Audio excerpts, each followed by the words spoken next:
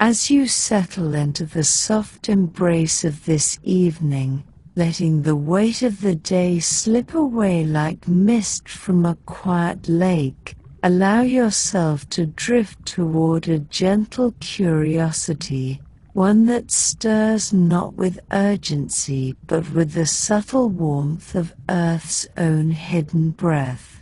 Picture, if you will, a faint glow rising from beneath your feet, not harsh or alarming, but soothing, like the first light of dawn filtering through woven curtains, inviting you to explore the quiet wonders that pulse far below the surface we tread so lightly upon.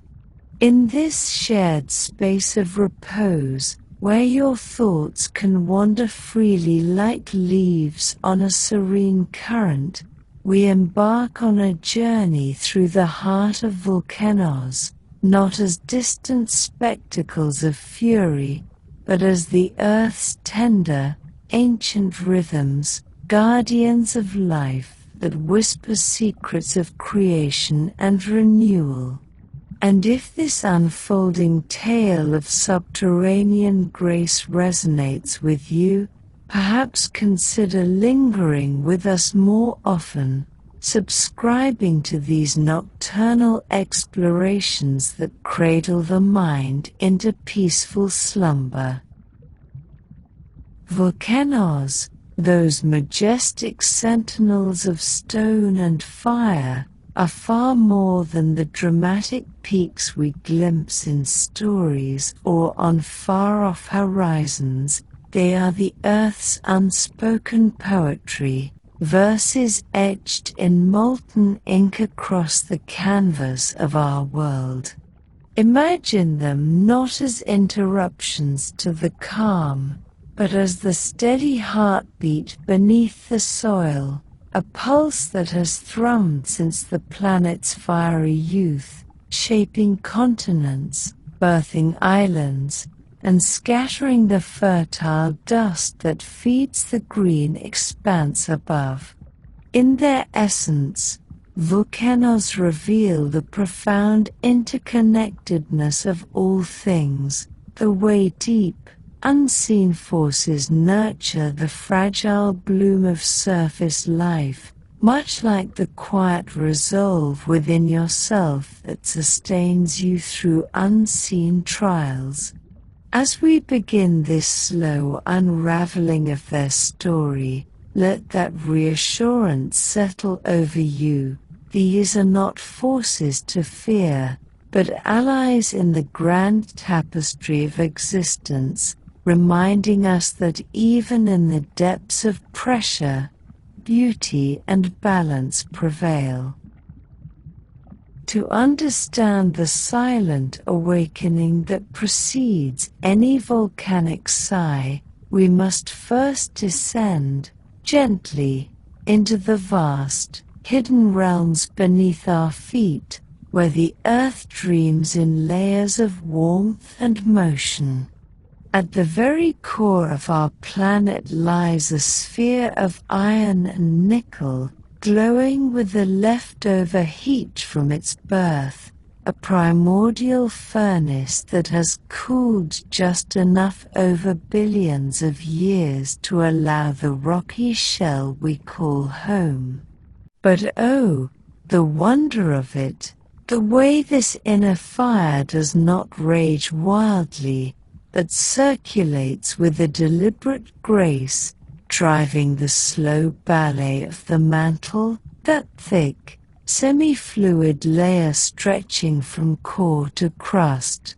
Convection, they call it in the simplest terms, like the gentle stirring of soup in a pot left on low simmer, where hotter currents rise and cooler ones sink, creating endless loops of movement. Feel that analogy resonate, perhaps, with your own evenings of quiet preparation, a meal coming together not in haste, but in patient harmony, each bubble a promise of nourishment to come.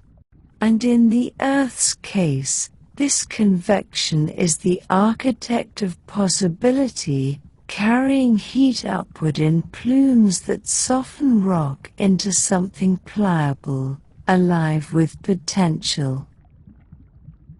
Pause for a moment here, if you like, and let your breath align with that imagined rise and fall, in and out, mirroring the Earth's unhurried breath. Such currents, rising from depths we can scarcely fathom, some 500 kilometers or more below the surface, begin to melt the mantle's edges, not all at once, but selectively, where the makeup of the rock meets just the right whisper of pressure and temperature. It's a process as delicate as the first melt of butter in a warm pan, yielding without shattering, transforming solid rock a euro like that dense, earthy base in a slow-cooked stew a euro into a runny melt, the basic ingredients of stone blended into a warm, flowing mix, full of the simple stuff that builds worlds. Affirming, isn't it, how even in such immense scales, the principles echo the everyday magic around us, turning the hard and still into something ready to rise and reshape. From these melting beginnings, the warm currents weave their way higher, threading through the Earth's middle layers like roots seeking sunlight in a deep forest, gathering more heat and minerals along the way. This upward journey doesn't happen in straight lines but in meandering paths, shaped by the slow drift of the planet's outer skin, those massive slabs we know as tectonic plates, floating like rafts on a vast, sluggish sea of warmer rock below. At their edges, where they pull apart or grind together, the melt finds its easiest paths, bubbling up through cracks like steam from a kettle's spout finally set free. Picture the mid-ocean ridges, those underwater mountain chains where plates diverge, stretching the seafloor like warm taffy, allowing fresh melt to well up and solidify into new crust, extending the ocean's bed year by year. Or the spoon zones, where one plate slips beneath another, carrying seawater down into the heat, which boils off and mixes with the rock, making the melt even richer, lighter, more eager to rise a euro, like adding a splash of broth to thicken a simple soup into something nourishing and full. Let this image linger. If it draws you in, the plate's nomadic dance a quiet waltz across the globe's surface, their movements measured in centimeters per year, patient as the growth of a tree's rings, yet powerful enough over time to crumple mountains and carve basins. In these boundary ballets, the interconnectedness we sensed at the start comes alive. The ocean's cool waters, plunge deep, infuse the rising warmth with salts and vapors, changing the melt's temperament from smooth and steady to sometimes sticky and spirited, all while the ring of fire, a vast circle of such edges hugging the Pacific, hums with the majority of the world's volcanic whispers, a necklace of activity that has birthed archipelagos and fertile arcs alike. Reassuring in their order, These dances remind us of our own lives' subtle shifts, the way small changes in our surroundings, a new conversation, a quiet habit, stir deeper currents, fostering growth without fanfare. As the plumes and plates collaborate in this hidden choreography, the melt pools in vast underground spaces, chambers as large as hidden lakes beneath the crust, where it rests and ripens, much like dough left to rise in a warm corner of the kitchen, drawing in flavors from the air around it. Here, in these reservoirs, the mix begins to separate gently, heavier bits sinking like sand in a settling glass of water, while lighter parts float upward, concentrating the warmth and minerals into something even more potent, ready for its surface call. The temperature in these pools hovers between 700 and 1200 degrees Celsius, hot enough to shape metal in a blacksmith's forge, yet held steady in the earth's firm grip, sustained by the core's lingering glow, the rub of rocks shifting against each other, and the slow breakdown of certain buried elements, like quiet embers glowing in a long-forgotten campfire, releasing their energy bit by bit. Episodically, then, we trace this path from core to chamber. First, the iron heart's steady warmth, radiating outward in waves that nudge the mantle into motion. Next, the plume's winding climb, tendrils of heat easing through the softer layers below the crust, turning chunks of rock into buoyant flows. Then, the plate's edge encounters, spreading or squeezing to let the melt infuse with ocean's gifts or rise unhindered. Each step is a vignette in the grand narrative, linked like branches on a family tree, where one gentle push echoes to the next, building not toward chaos but toward a balanced outpouring.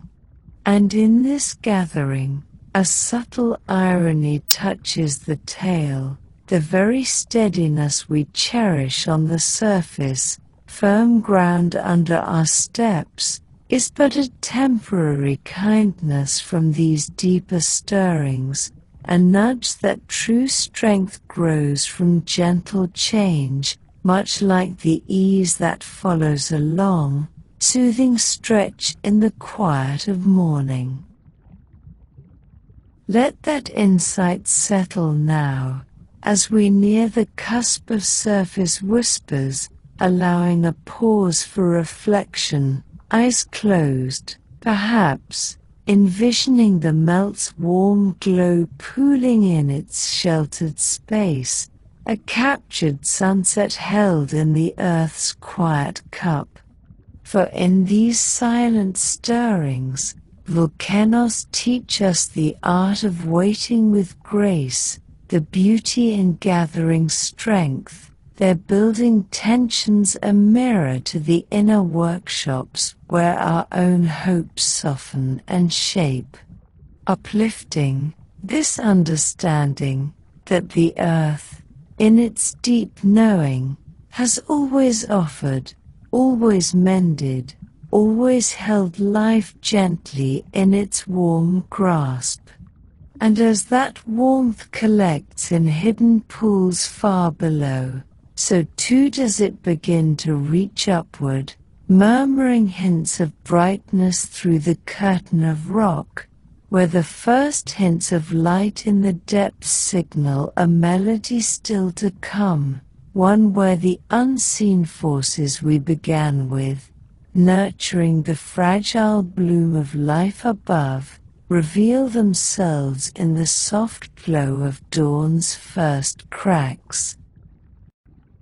And so, in the hush that follows this subterranean prelude, where the melt's warm glow lingers like a secret shared in the quiet hours before dawn, we turn our gaze upward, not abruptly but with the soft inevitability of a tide drawing toward shore. Here, at the threshold where hidden warmth meets the resilient skin of the world above, the Earth's architecture begins to reveal itself, not in stark blueprints or rigid forms, but in the fluid poetry of mountains born from fire, each one a testament to the patient artistry that weaves change and grace into singular, enduring shapes. Imagine, if a fleeting image stirs within you, the crust as a vast, breathing canvas, stretched taut over the restless layers beneath, where every fold and rise speaks of dialogues long unfolding between pressure and release, between the unyielding and the yielding. These are the volcanoes in their building years, not yet sighing forth their contents but gathering, layer by layer, story by story, into forms that command the horizon with a quiet majesty, inviting us to see in their contours the same deliberate crafting that shapes the subtle arcs of our own days, the slow accumulation of moments that, in time, form something whole and wondrous, nurturing the fragile bloom we first sensed in those deep, unseen forces.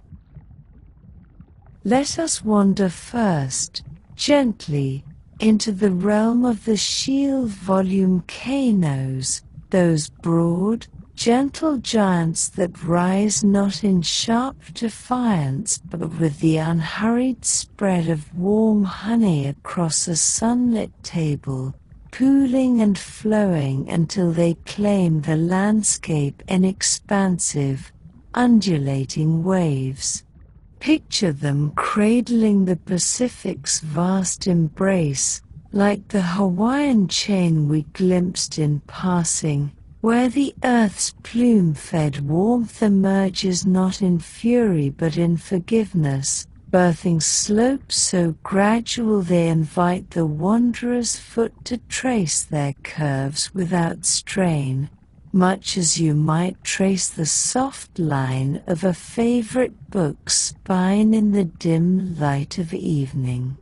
These shields, vast as small kingdoms, Mauna Loa, for instance, swelling to over 4,000 meters from base to summit, yet so wide at 13 kilometers across that it dwarfs the imagination, formed through the quiet persistence of runny flows, those smooth rivers of low thickness that glide forth like silk unspooling from a hidden loom, cooling into layers upon layers of ropey, billowy surfaces, reminiscent of the gentle folds in a well-worn blanket draped over a chair after a long afternoon.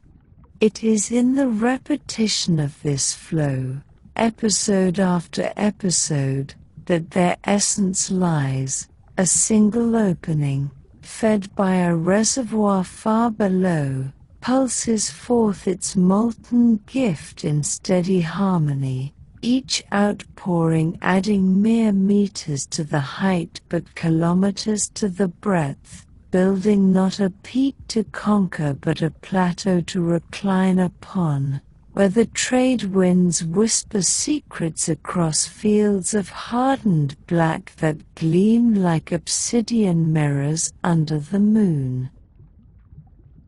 Feel, perhaps, in this description, the reassurance of such unpretentious growth, how it mirrors the incremental kindnesses in your own life, the small, consistent acts that spread outward, nurturing without demand, creating space for life to root and flourish long before the form is fully realized.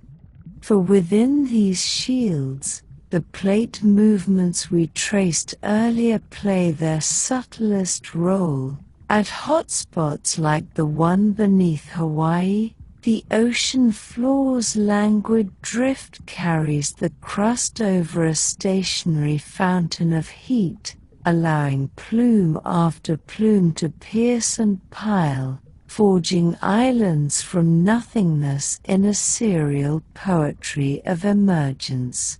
No grinding crush here to thicken the brew, instead, the melt arrives pristine and pliant, rich in iron and magnesium, its low share of sticky minerals, 7 to 10%, granting it the freedom to roam, to spread like the first rains of spring across parched earth, fertilizing the void with the promise of greenery. And oh, the wonder in this simplicity, how such unadorned outpourings have sculpted paradises. Think of the big island's undulating flanks, where coffee groves now nestle in the crevices of old flows, their beans ripening under the same sun that once kissed the liquid warmth, a quiet cycle where fire yields to fruit, reminding us that even the most elemental forces bend toward abundance, toward the soft cradle of renewal that echoes those nurturing depths we began with. Yet let us not linger solely in these Pacific expanses. Allow your thoughts to drift, with the ease of a leaf on a lazy stream, toward the Strato Volume K nose, those layered sentinels that rise in more intricate symphonies, their forms a composite of fire and fragility, like the pages of an ancient tome bound in dust and crowned with snow.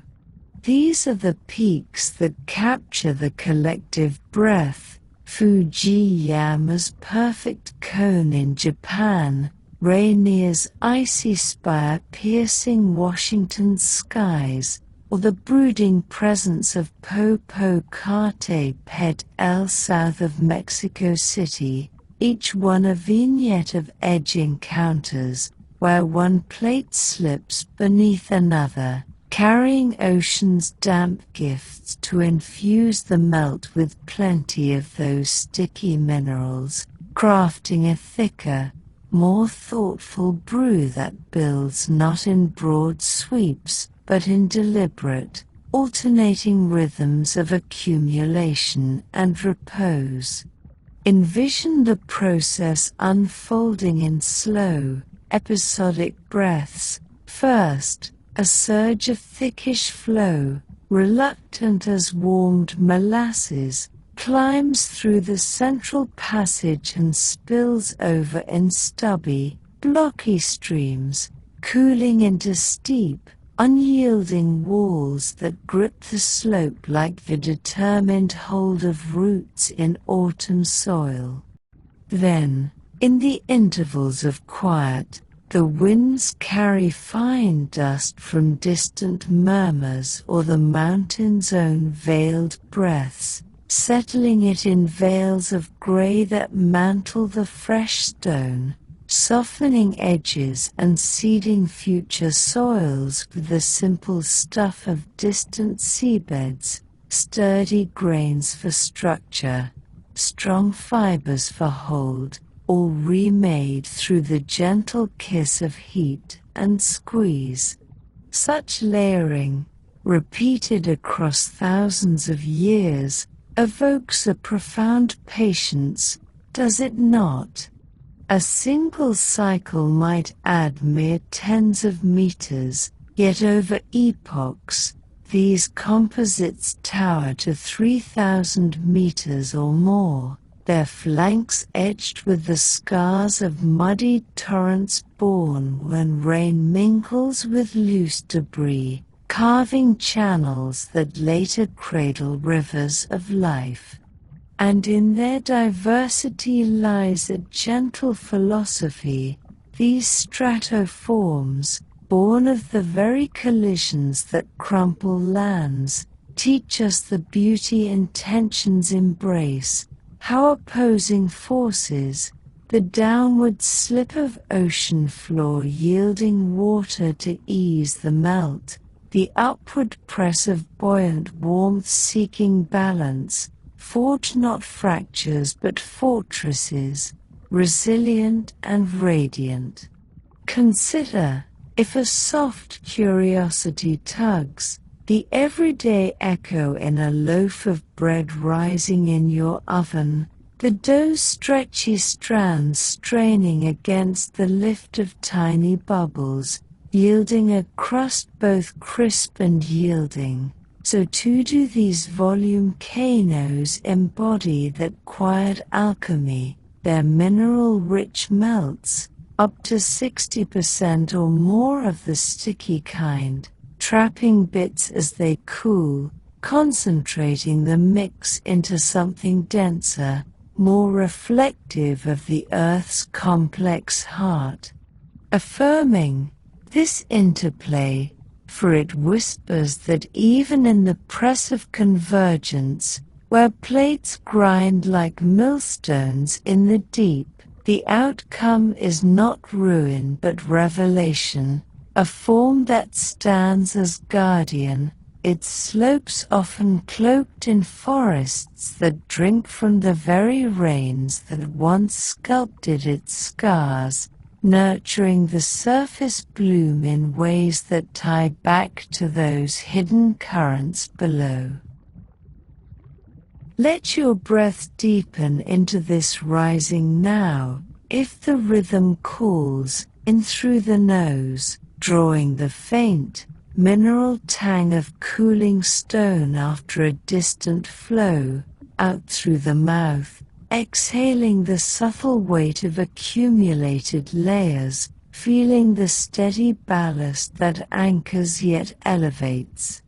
For in these sentinels, the connection to the pools below grows ever more vivid, vast reservoirs, sometimes 10 kilometers across and spanning the crust's full thickness, serve as workshops where the mix settles like ingredients in a stew pot, heavier parts drifting to the base while lighter ones rise toward the top, refining the warmth into varieties that alternate between smooth grace and stubborn hold. It is this underground dance, tied inexorably to the plate's wandering waltz, that dictates the form, spreading edges favoring the shield's sprawl, while squeezing crucibles summon the strato's stacked poise, each a custom response to the Earth's underlying rhythm. And woven through it all, a thread of wonder, how these architectures, immense in scale, harbor intimate worlds even in dormancy, simple partnerships of plant and fungus pioneering the dust-draped ledges, birds nesting in the crevices of old openings, life slipping into the very pores of fire-forged stone, much as small kindnesses find hold in the tougher days of our own stories. Now, as these forms continue to unfold in our mind's gentle wander, let us ease once more, not to the core but to the shadowed amphitheaters that crown some volcanoes' histories, the sunken bowls, those vast, cradling hollows that form not in a single triumphant rise but through the earth's most introspective retreats, a settling born of pools emptied in grand, collective sighs. Let your breath deepen into this yielding, in and out, feeling the earth's quiet draw inward mirror your own moments of graceful release. Imagine Yellowstone's sprawling expanse in the American heartland, a cauldron 20 kilometers wide cradled within the bones of an ancient giant, or the misty embrace of Crater Lake in Oregon, where a mountain's collapse 7,000 years past yielded a sapphire mirror ringed by cliffs 1,000 meters sheer, their depths a silent archive of the peak's former self. These are the Earth's quiet thinkers, formed when underground pools, swollen to bursting over millennia, finally yield their contents in sweeping outpourings, not through a pinpoint opening but in circling cracks that web the summit, causing the emptied shell to settle like a great ship easing into calm seas after a long voyage. The process, episodic in its prelude, builds through countless smaller pulses, warm veins intruding like hidden streams, flat layers building beneath like quiet shells of potential, all feeding a pool that balloons until its roof thins to mere fragility, the weight above pressing down as the lift below fades. In this settling lies a profound reassurance, a reminder that even the mightiest edifices find grace in letting go, their collapse not an end but a reshaping, birthing basins that later brim with rainwater or snowmelt, becoming sanctuaries for fish and mist-shrouded pines. At the frayed edges of plates, where pulling stretches the crust into splits, like the East African Great Rift, precursor to future seas, or atop hotspots where plumes pulse with unrelenting vigor, the Hawaiian Bowl of Kilauea, our living example, its floor a restless mosaic of settling and refill, glowing faintly even in repose. Sensory echoes abound here, the imagined hush of settling dust after the rush, the cool kiss of lake winds on skin that once felt the scorch of outflow, or the subtle tremor underfoot, like the distant hum of a tuning fork struck in the deep, aligning the world's frequencies. And philosophically, they invite reflection on creation's artistry, how the same forces that erect a stratomountain might, in excess, hollow it into a bowl, a cycle of exaltation and embrace that mirrors the ebbs and flows in our inner landscapes, where peaks of effort give way to valleys of integration, each phase enriching the whole, nurturing that fragile surface life from the unseen below.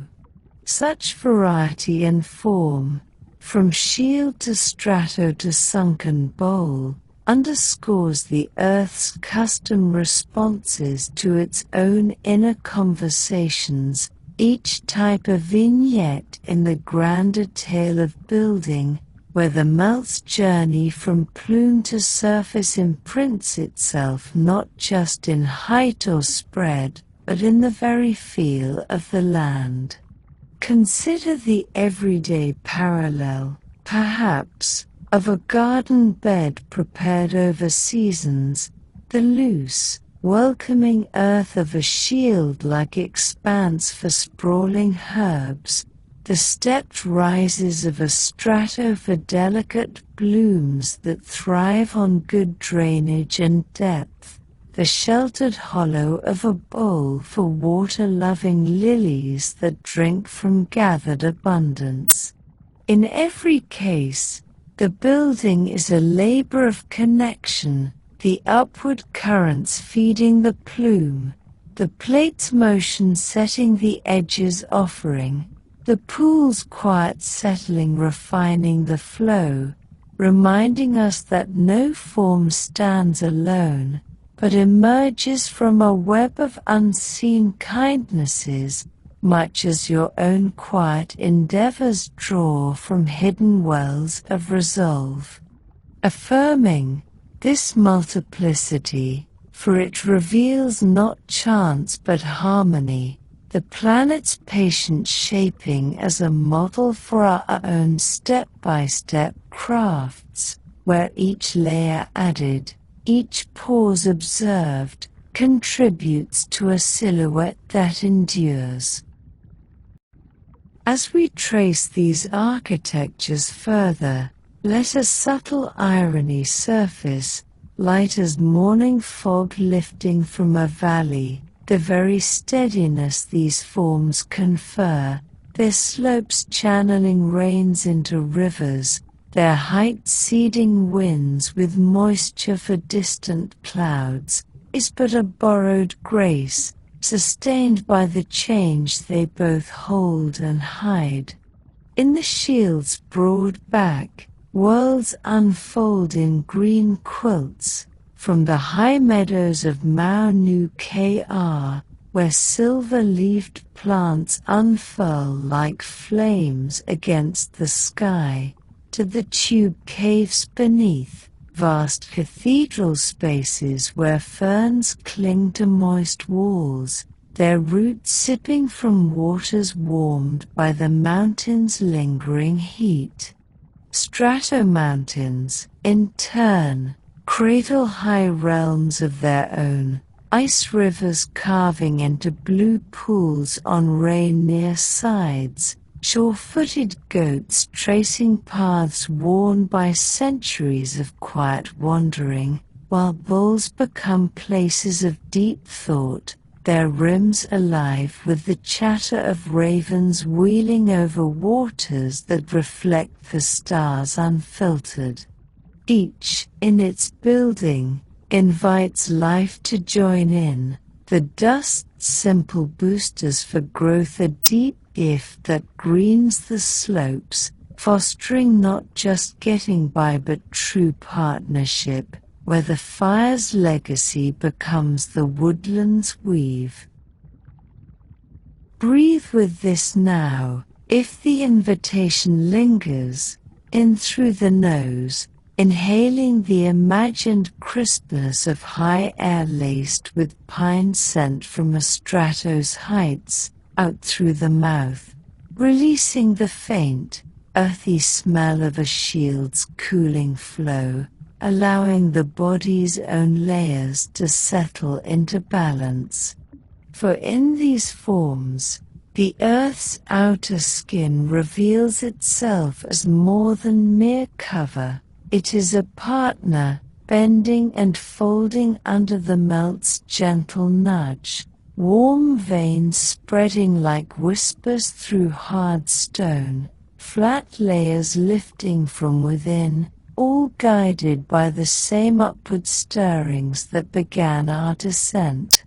And here, in the step-by-step piling, flow over dust, dust over flow, settling yielding to refill, we glimpse the gentle wisdom of sticking with it, that creation is not a lone brushstroke, but a mosaic of steps back and forward, much like the way a tune builds through silences as much as sounds, inviting the listener to lean in, to await the next note with a heart unhurried.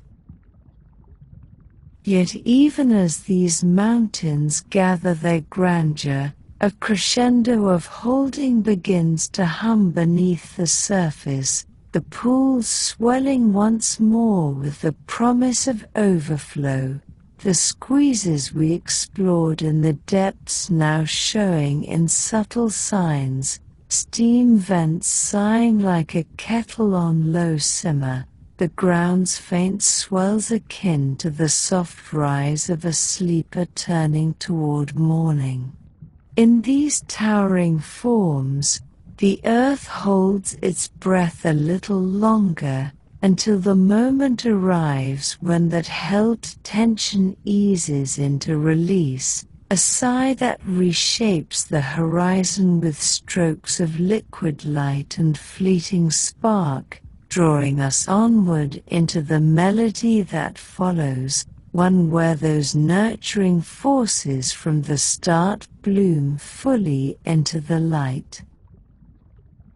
And in that softening, where the earth's held breath dissolves into a horizon reshaping sigh, there emerges not discord but a melody long composed in the chamber's quiet vigil, a symphony that unfolds not with the clamor of interruption, but with the resonant grace of a river finding its way to the sea, carrying whispers of light and warmth across the shadowed veil of night. Feel, if the hush invites, the subtle shift in the air around you, as if the very ground beneath your resting form begins to hum with an ancient anticipation, not urgent or foreboding, but alive with the promise of expression, much like the first notes of a lullaby stirring in the throat before they spill into song. These are the eruptions, those pivotal exhalations of the planet's inner poetry, where the gathered tensions of plume and plate, of convection's patient rise and magma's thoughtful brew, culminate in displays that paint the sky with strokes of ember and veil the land in fleeting veils of transformation.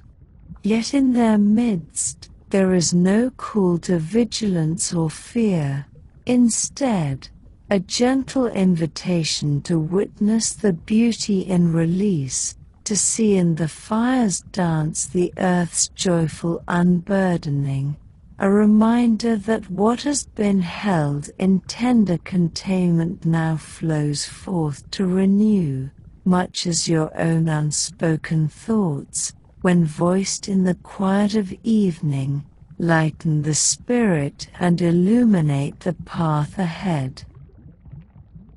Let us approach this symphony episodically, then, beginning not at its crescendo, but in the prelude of whispers, those subtle harbingers that precede the main movement, allowing the earth's voice to build with the same deliberate rhythm that has guided our journey thus far.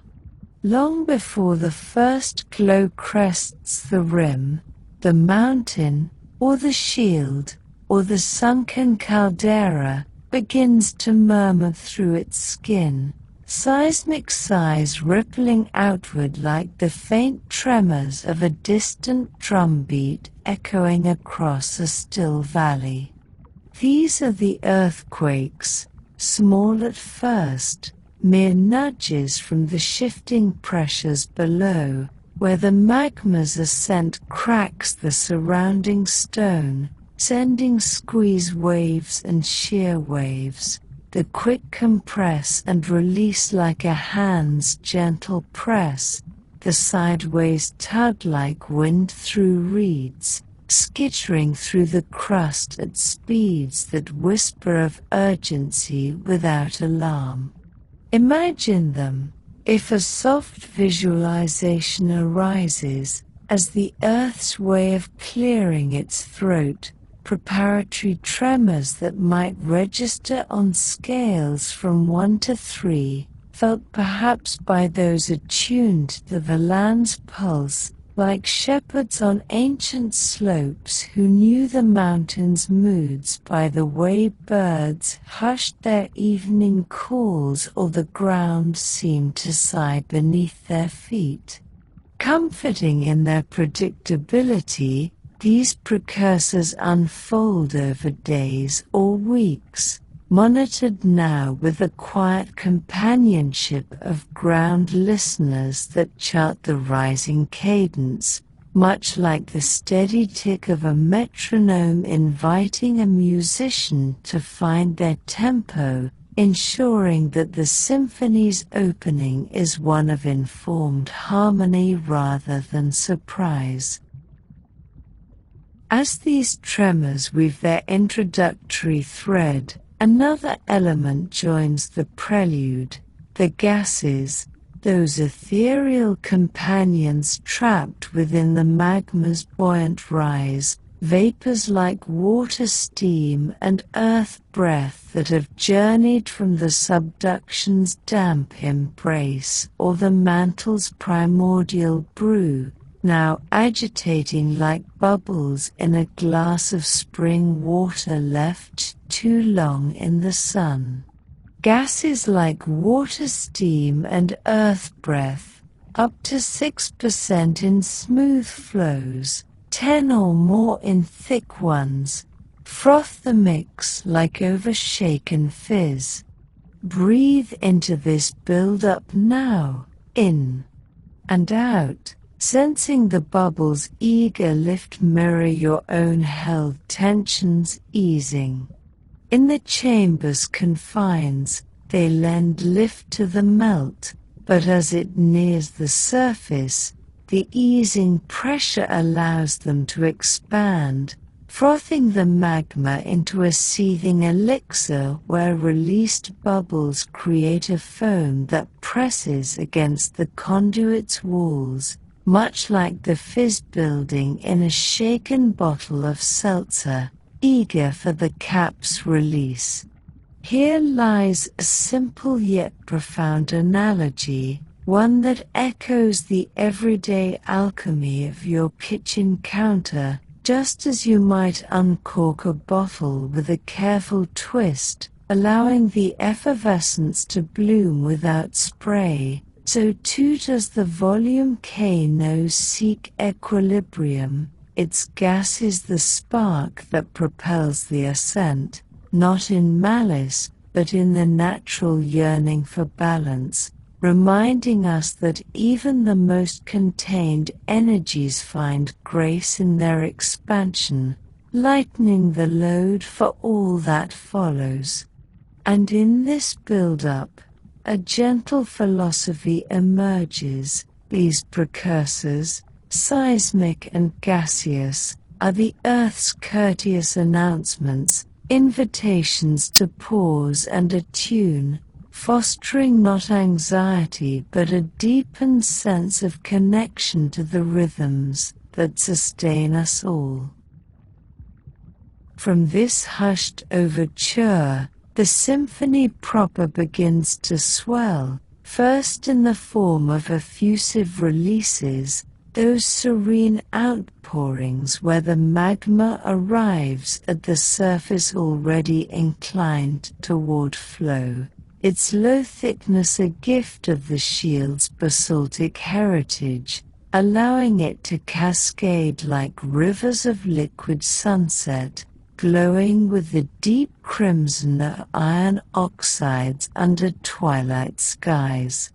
Envision the scene unfolding in languid vignettes, at Kilauea, a restless summit, or along the fissures of Iceland's rift zones, the crust parts with a soft groan, and forth spills the paho-a-ho, that smooth, ropey flow advancing at paces from a leisurely stroll to a brisk walk, its surface wrinkling into billows as it cools, and trapping air in patterns that resemble the folds of ocean waves frozen in time.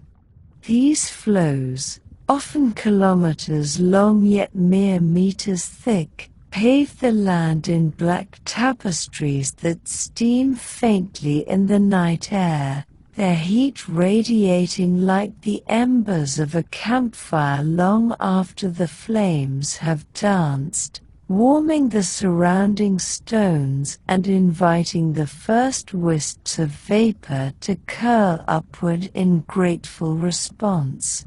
In these effusive moments lies a profound reassurance, for they embody the earth's gentlest expressions, where thickness, shaped by the magma's scant share of sticky minerals, hovering at 50% or less, permits a fluidity that spreads without shattering, much like honey poured from a tilted jar, slow and enveloping, cradling the landscape in a blanket of potential rather than assault.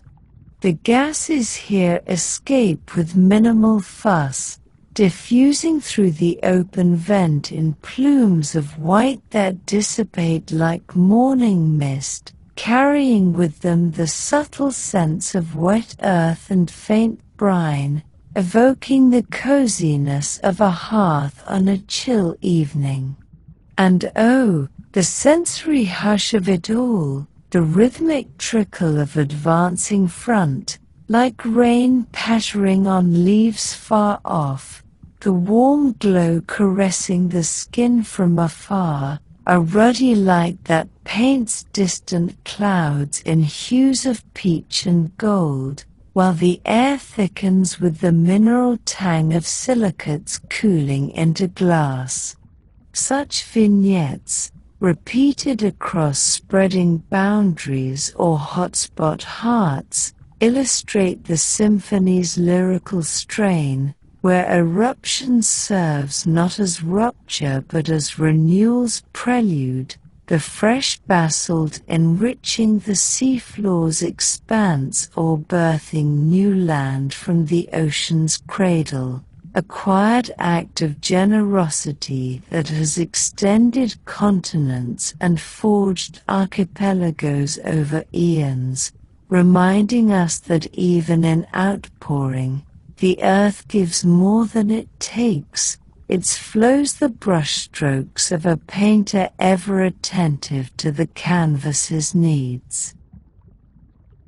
Yet as the melody deepens, allowing for variation in its themes, we turn toward the more vigorous passages, those explosive releases that mark the strato volcanoes domain or the caldera's shadowed resurgence, where the magma's higher share of sticky minerals, climbing to 65% or beyond, transforms it into a reluctant participant, thick as cooled taffy stretched thin, prone to clutching its gases in stubborn embrace until the pressures demand a dramatic unveiling. Here, the prelude's tremors intensify, swelling to magnitudes that shake the slopes like the roll of thunder approaching from the horizon, and the conduit clogs with the cooling plug of previous flows, building a dome of rhyolitic stubbornness that arches like a frozen wave about to crest. When rupture comes, it is in surges of fiery fragments and hot clouds, tempests of dust and spark that leap skyward in columns miles high, propelled by the sudden expansion of superheated gases, temperatures soaring to 1,000 degrees Celsius, velocities rivaling a jet's roar, shattering the magma into bits from sand-fine grains to boulder-sized chunks that arc gracefully before tumbling earthward. Picture these vignettes as fleeting symphonies within the greater whole, the tall column phase, named for Vesuvi as ancient wrath yet softened in our telling to a pillar of grey that umbrellas the heavens, raining bits in veils that blanket valleys like silken shrouds, or the glowing sweep at St. Vincent's Soufri air, where a scorching cloud sweeps downslope at hurricane speeds, an incandescent mist that hisses upon the sea, birthing steam plumes that curl like spirits ascending. In the heart of such displays, a light observational irony touches the tale. Even in their grandest crescendos, these volcanoes teach the grace of letting go, much like the day's worries dissolving into twilight, their fury a cathartic bloom that clears the inner chambers for fresh accumulations, leaving the air charged with the electric scent of ozone and the faint crackle of settling embers. Thickness's role here is the quiet conductor, its stickiness trapping bubbles until they coalesce into pockets of peril. The released gases, water-dominant, up to 5% dissolved, flashing to steam in explosive invitation, akin to the shaken soda bottle uncapped in haste, its foam erupting not from spite, but from the simple physics of confinement's end. Grounding, these mechanics unfold with an underlying order, the eruption style dictated by the bruised makeup and the conduit's shape, wider vents favoring flow, narrow throats summoning surge, while monitoring's vigilant eye, through tilt sensors charting swelling domes or gas sniffers tracing sulfur's rise, allows humanity to step aside with respectful distance, turning potential peril into observed poetry. And woven through the chaos, vivid sensory threads, the rhythmic rumbles building to a bass thrum that vibrates through the chest like a distant heartbeat, the warm gusts preceding the plume, carrying whispers of acrid bite softened by the encompassing hush that follows, as dust sifts down in featherlight kisses, blanketing the world in a twilight of profound stillness. Breathe into this contrast now, if it resonates within the quiet of your repose, in through the nose, inhaling the imagined warmth of a flow's near embrace, the subtle char of birchwood in the glow, out through the mouth, exhaling the faint, powdery drift of settling dust, allowing the body's own releases to echo the earth's, a harmonious exhale that lightens and aligns.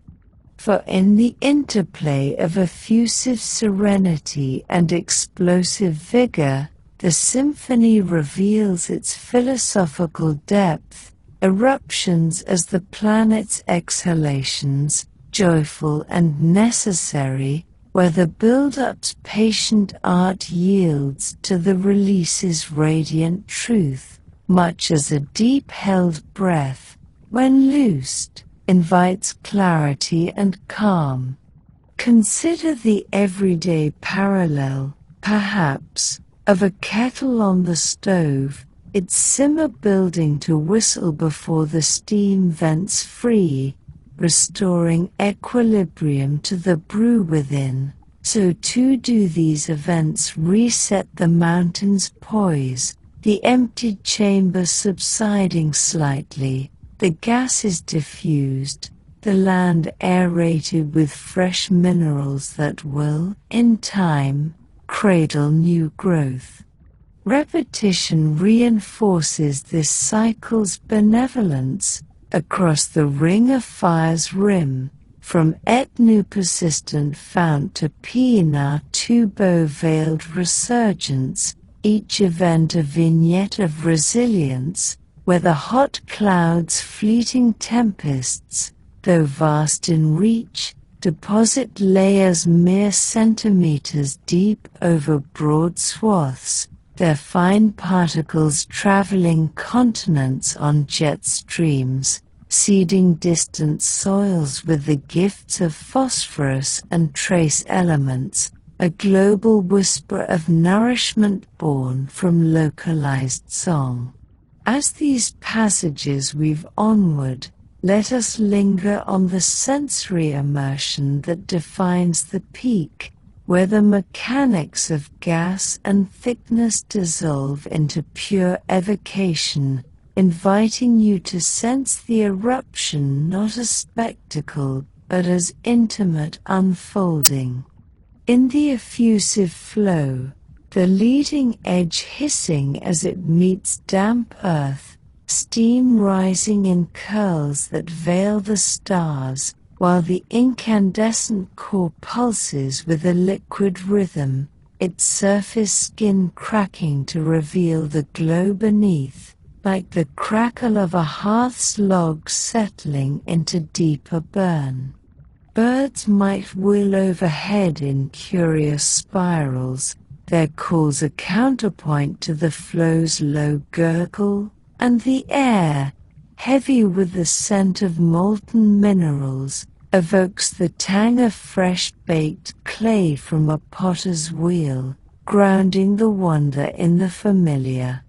Contrast this with the explosive's auditory embrace, the initial blast a deep, resonant boom that rolls across the valleys like thunder's benevolent kin, followed by the sibilant roar of the column's ascent, a white noise that cocoons the listener in its vastness, punctuated by the patter of falling fragments, soft as summer hail on tent fabric.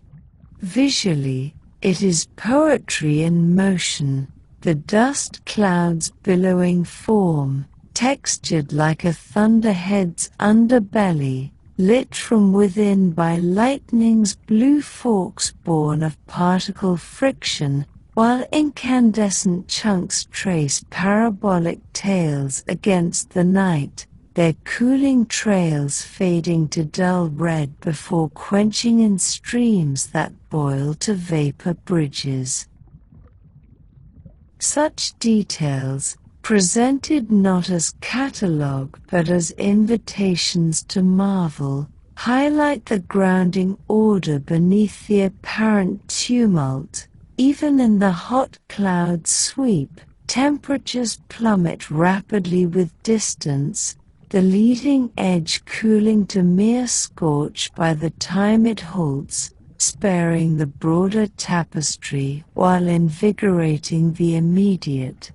And philosophically, these releases affirm life's tender persistence, the eruption's chaos a forge for future harmony, where the land, though momentarily veiled, emerges etched with new contours, craters fresh as open palms, fissures that will channel rains to hidden aquifers, all underscoring the earth's self-directing wisdom. In spreading realms, the effusive dominates, birthing mid-ocean ranges in submarine cascades that pillow into bulbous forms, their iron-rich flows magnetizing the seafloor in striped records of polar wonder, in squeezing crucibles, the explosive interlude reshapes arcs, like the Andes Cordillera born of countless such symphonies, their peaks now guardians of alpine meadows where Edelweiss defies the heights. Yet as the fire's song reaches its resonant close, the echoes linger not in clamor, but in the settling hush, the column's pillar dissolving into stratospheric drifts that circle the globe in weeks-long journeys, the flows congealing into corded monuments that steam under dawn's first light. In this fade, a quiet twist graces the narrative, the very energies that seem to upend the world in their passage ultimately knit it closer. The eruptions trail a map of interconnection, from the gas's global veil cooling climates for millennia to the seismic waves' distant ripples alerting kin volcanoes across the plate. Feel that resonance, perhaps, in your own evening unwind, where the day's peaks give way to twilight's gentle level, each release a step toward deeper rest. And as the fire's song fades into stillness, leaving trails of transformation across the land, we turn our gaze to what blooms in its wake, where endings whisper the secrets of new beginnings, inviting us to trace the fertile threads that bind destruction to the verdant embrace that follows, where those deep, unseen currents we began with now surface in life's quiet reclaiming. And in that fading hush, where the fire's ardent notes settle into the earth's receptive embrace, trails of transformation etch themselves not as wounds but as invitations, subtle furrows in the land's vast canvas where the seeds of tomorrow already stir beneath the veil of spent fury, whispering that what falls in the moment of release becomes the very soil from which abundance rises, much like the quiet aftermath of a summer storm, when the air hangs heavy with promise and the first tentative greens push through the muddied paths we thought forever altered. Allow this transition to unfold within you gently, if the evening's repose permits, sensing the ground beneath your form as a kindred surface, resilient and remembering, ready to receive the gifts of upheaval not with resistance but with the open grace of one who knows the rhythm of renewal all too well. These are the echoes in ash and renewal, the tender coda to the symphony's fervent peak, where the fiery fragments, fleeting tempests, and the flow's congealed rivers yield their essence to the waiting world, transforming apparent endings into the fertile prelude of life's insistent return, a process as ancient and affirming as the breath that draws you deeper into this shared nocturnal wander, reminding us that in every scattering there lies the quiet architecture of regrowth, inviting the fragile bloom to claim its place once more.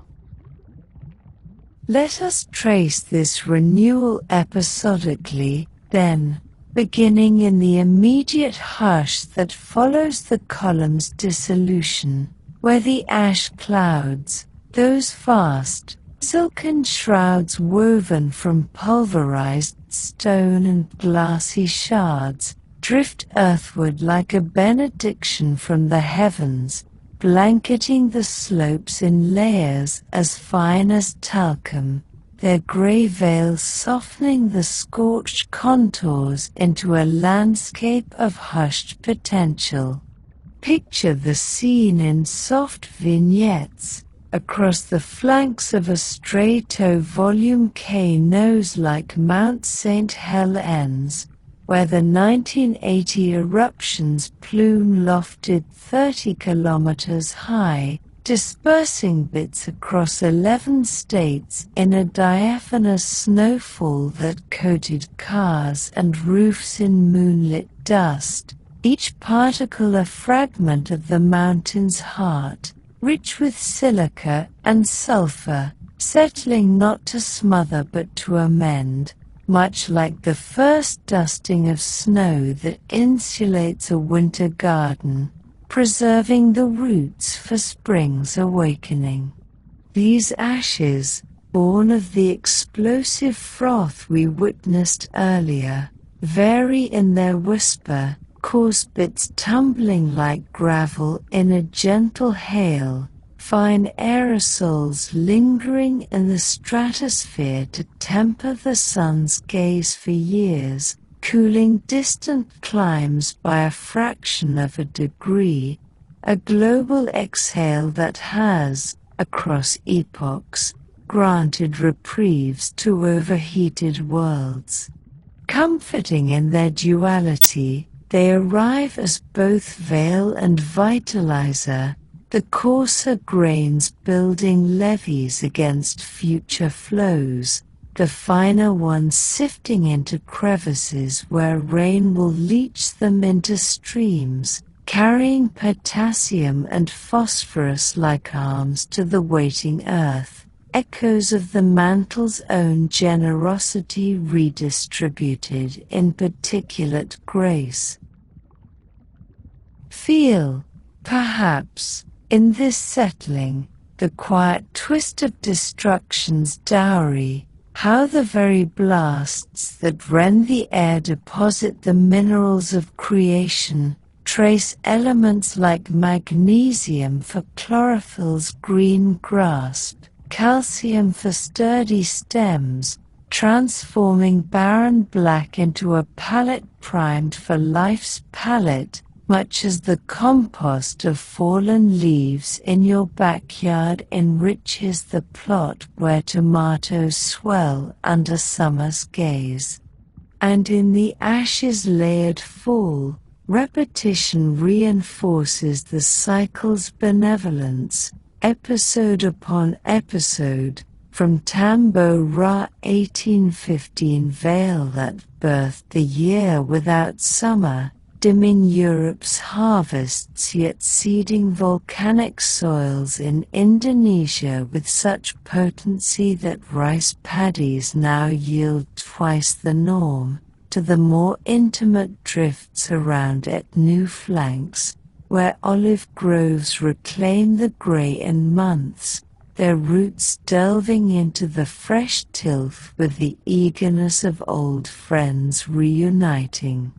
Such vignettes, interconnected through the wind's impartial carry, illustrate the ripple effects beyond the mountain's shadow, ashfall aerating compacted soils, its acidity neutralized by time's patient buffering, fostering not just surface bloom but subterranean stirrings, where microbes, those unseen pioneers, bacteria and fungi hardy as the void's first breath, begin their quiet reclamation, breaking down silicates into bioavailable feasts, a microbial whisper that echoes the convection's deeper churn, turning flux into foundation. Pause here, if the narrative's rhythm invites, and let your breath attune to this deposition's hush,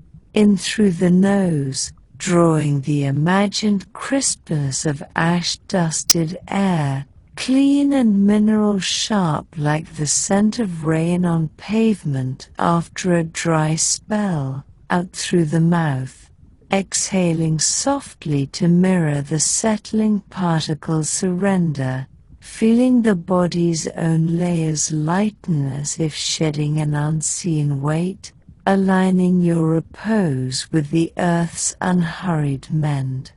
Such alignment, so simply achieved, evokes a gentle philosophy that renewal is not a defiant rebound but an inherent unfolding, The ashes embrace a reminder of how even the most overwhelming dispersals invite intimacy, drawing life closer to the transformed core.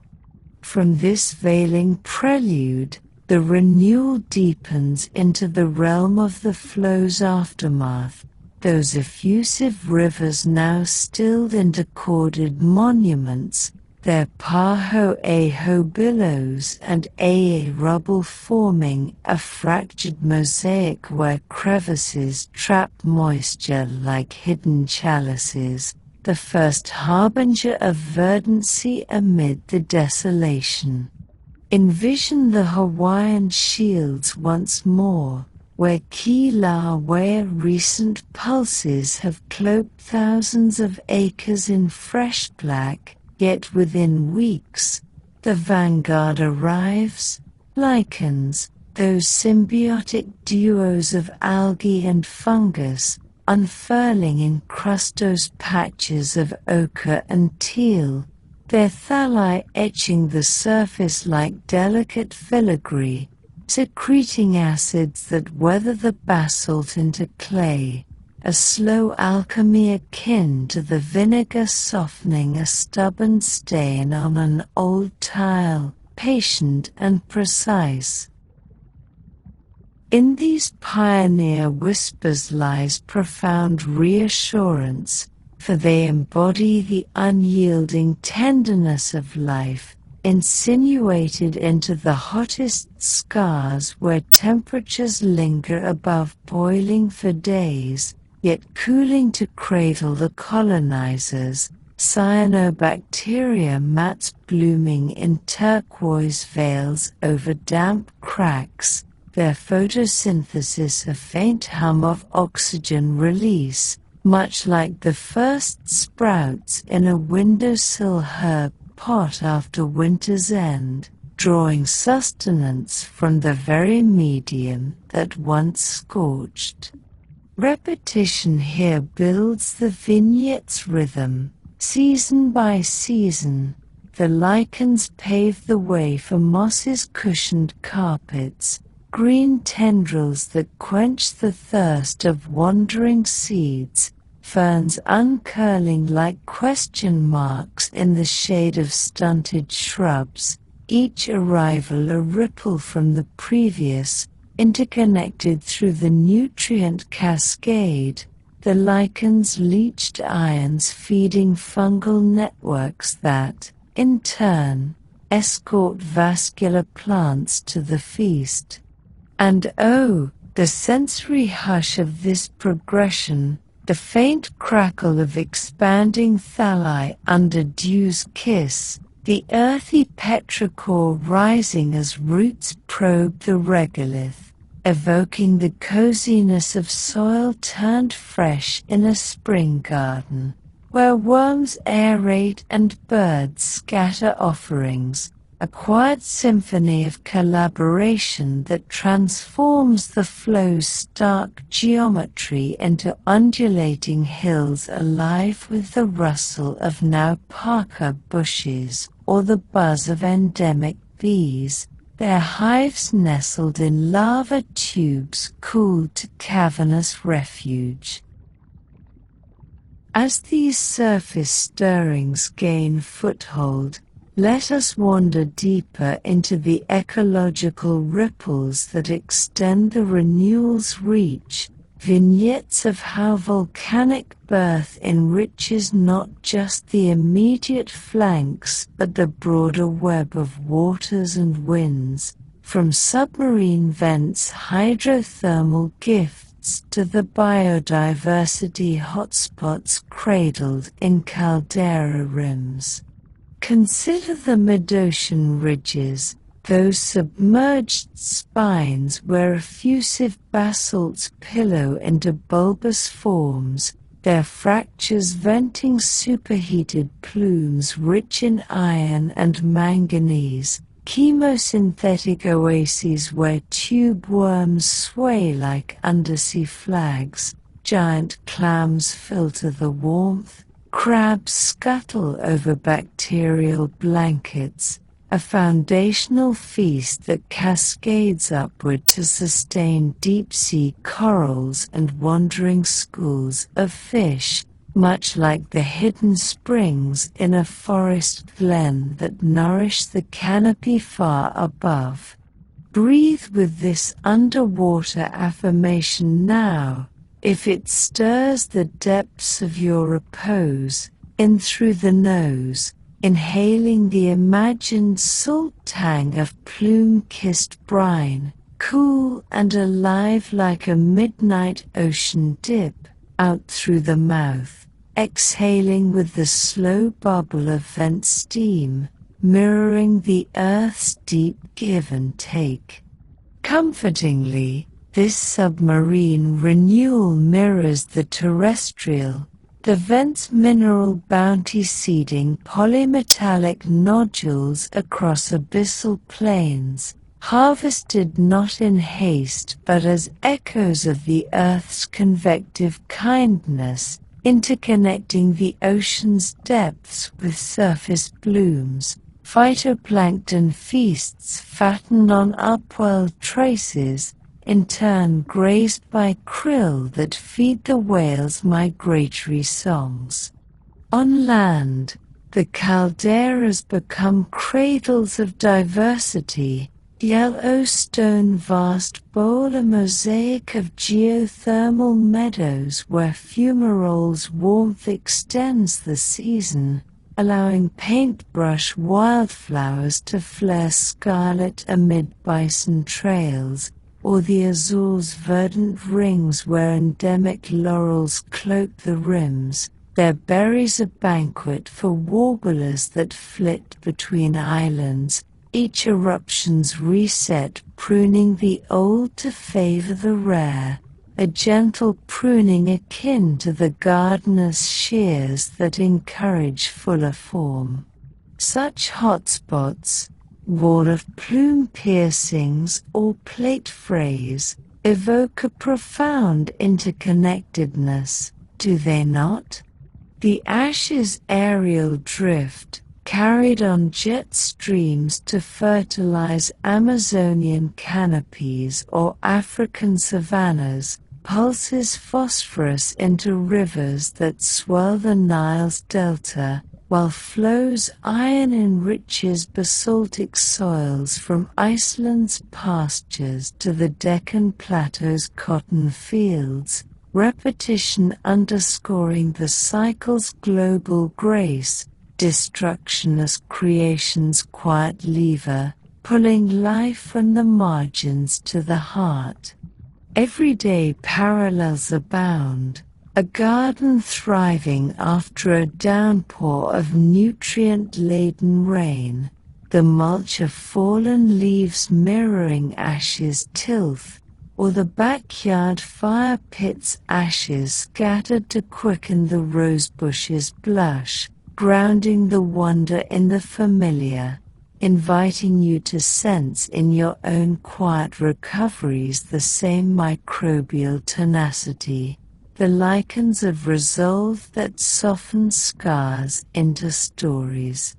And philosophically, these renewals affirm life's unyielding tenderness, the way pioneer whispers give way to climax communities, forests rising from flows in centuries what seem like heartbeats to the patient earth, their canopies a living testament to the eruption's embedded promise, much as your own inner greening follows the tempests of trial, emerging not unscathed but enriched, woven into the grander fabric of persistence.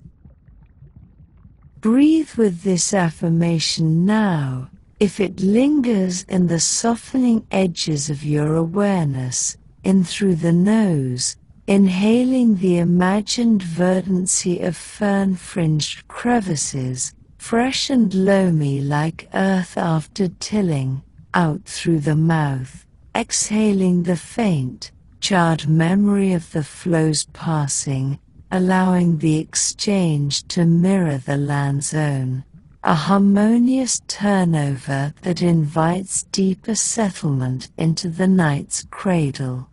For in the episodic layering of this rebirth, ash to lichen, lichen to shrub, shrub to grove, we glimpse the earth's self-sustaining serenity, a system where the fiery fragments scatter becomes the soil's scaffold, the vent's exhalations the ocean's elixir, all rippling outward in waves of reciprocity that bind the biosphere in unbreakable alliance.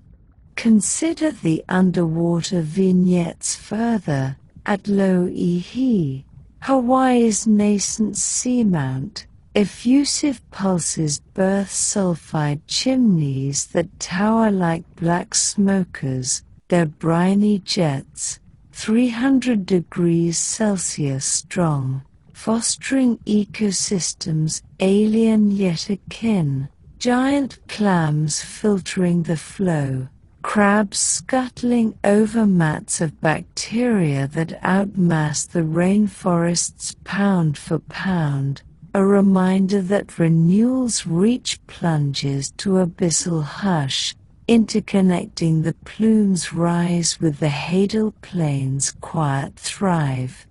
On continents, the Ring of Fire's arcs bloom with such hotspots, from Kamchatka's geysers cradling salmon runs to New Zealand's geothermal valleys where Maori Kaimana harvest enhanced mussels, the eruption's legacy a ladder of abundance that has sustained migrations and meals across millennia. Yet let us not overlook the subtler scars, the mud-flow-scoured valleys where rain-mingled torrents, those sudden backyard flash floods carrying garden soil, have carved new channels, their banks now lined with alder thickets that fix nitrogen from the air, pioneering the rivage weave much like the first aid after a household spill, absorbent and amending.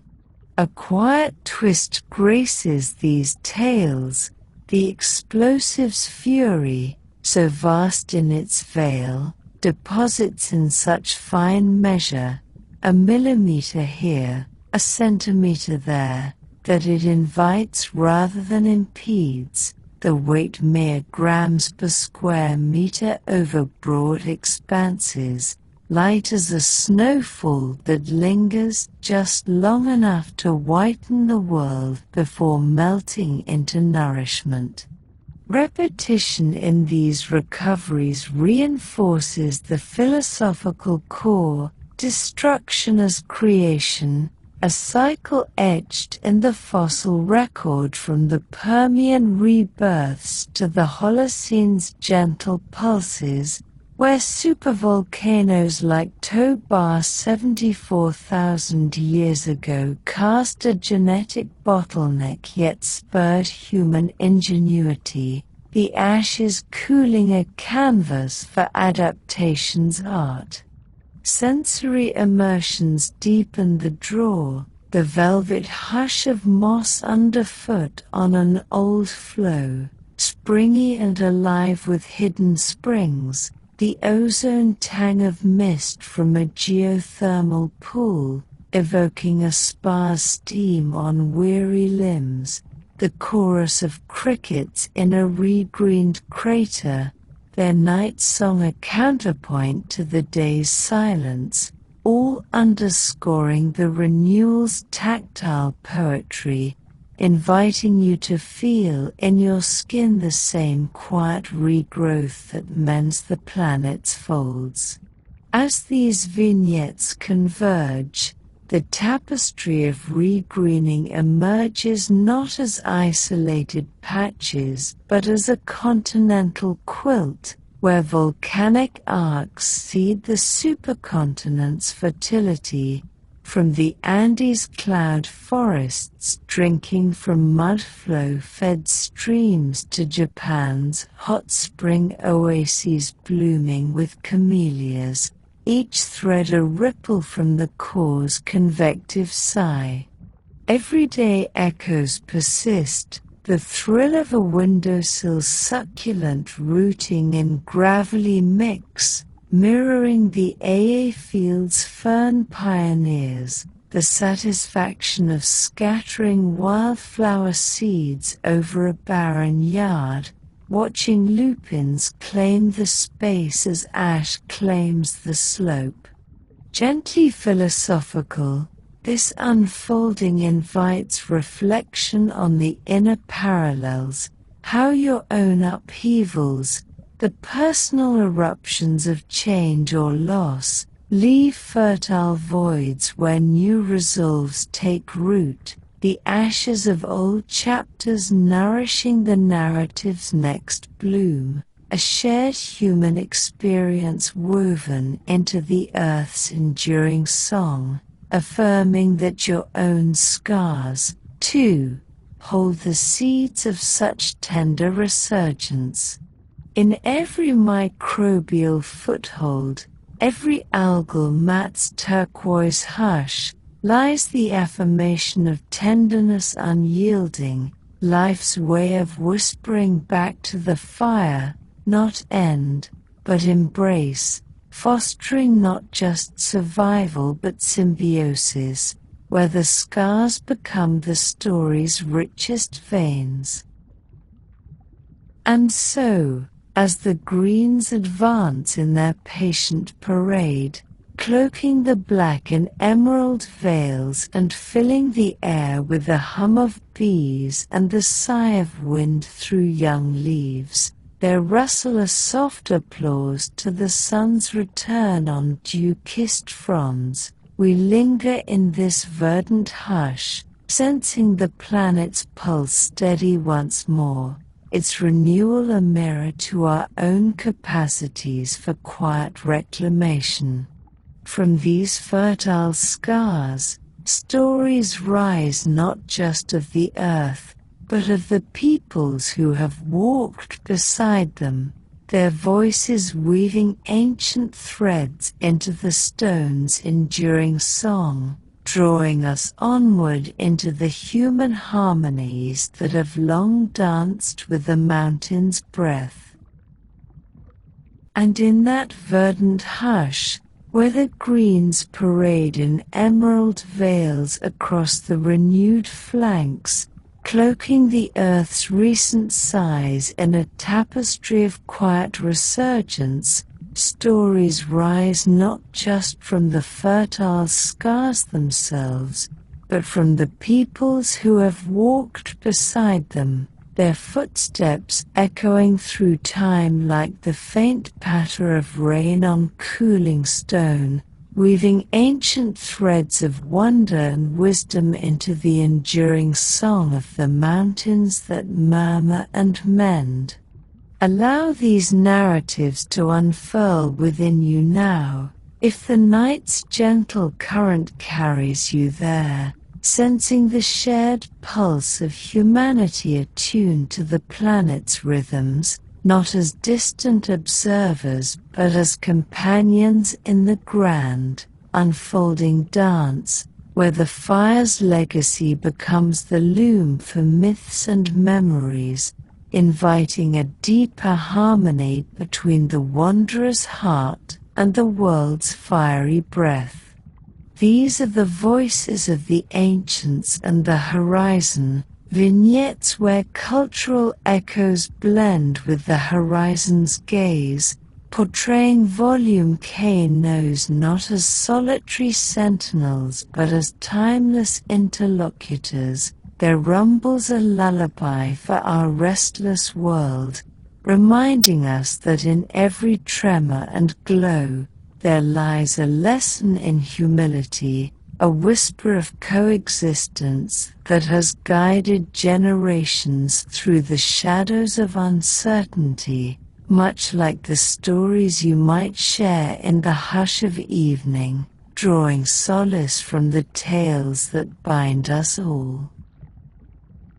Let us begin this episodic weave in the sun-kissed realms of the Pacific, where the Hawaiian Islands, those emerald trails born of the hotspot's persistent plume, have long cradled the dances of Pele, the goddess of fire and creation. Her legends a poetic mirror to the basaltic flows that birthed the land from ocean's void.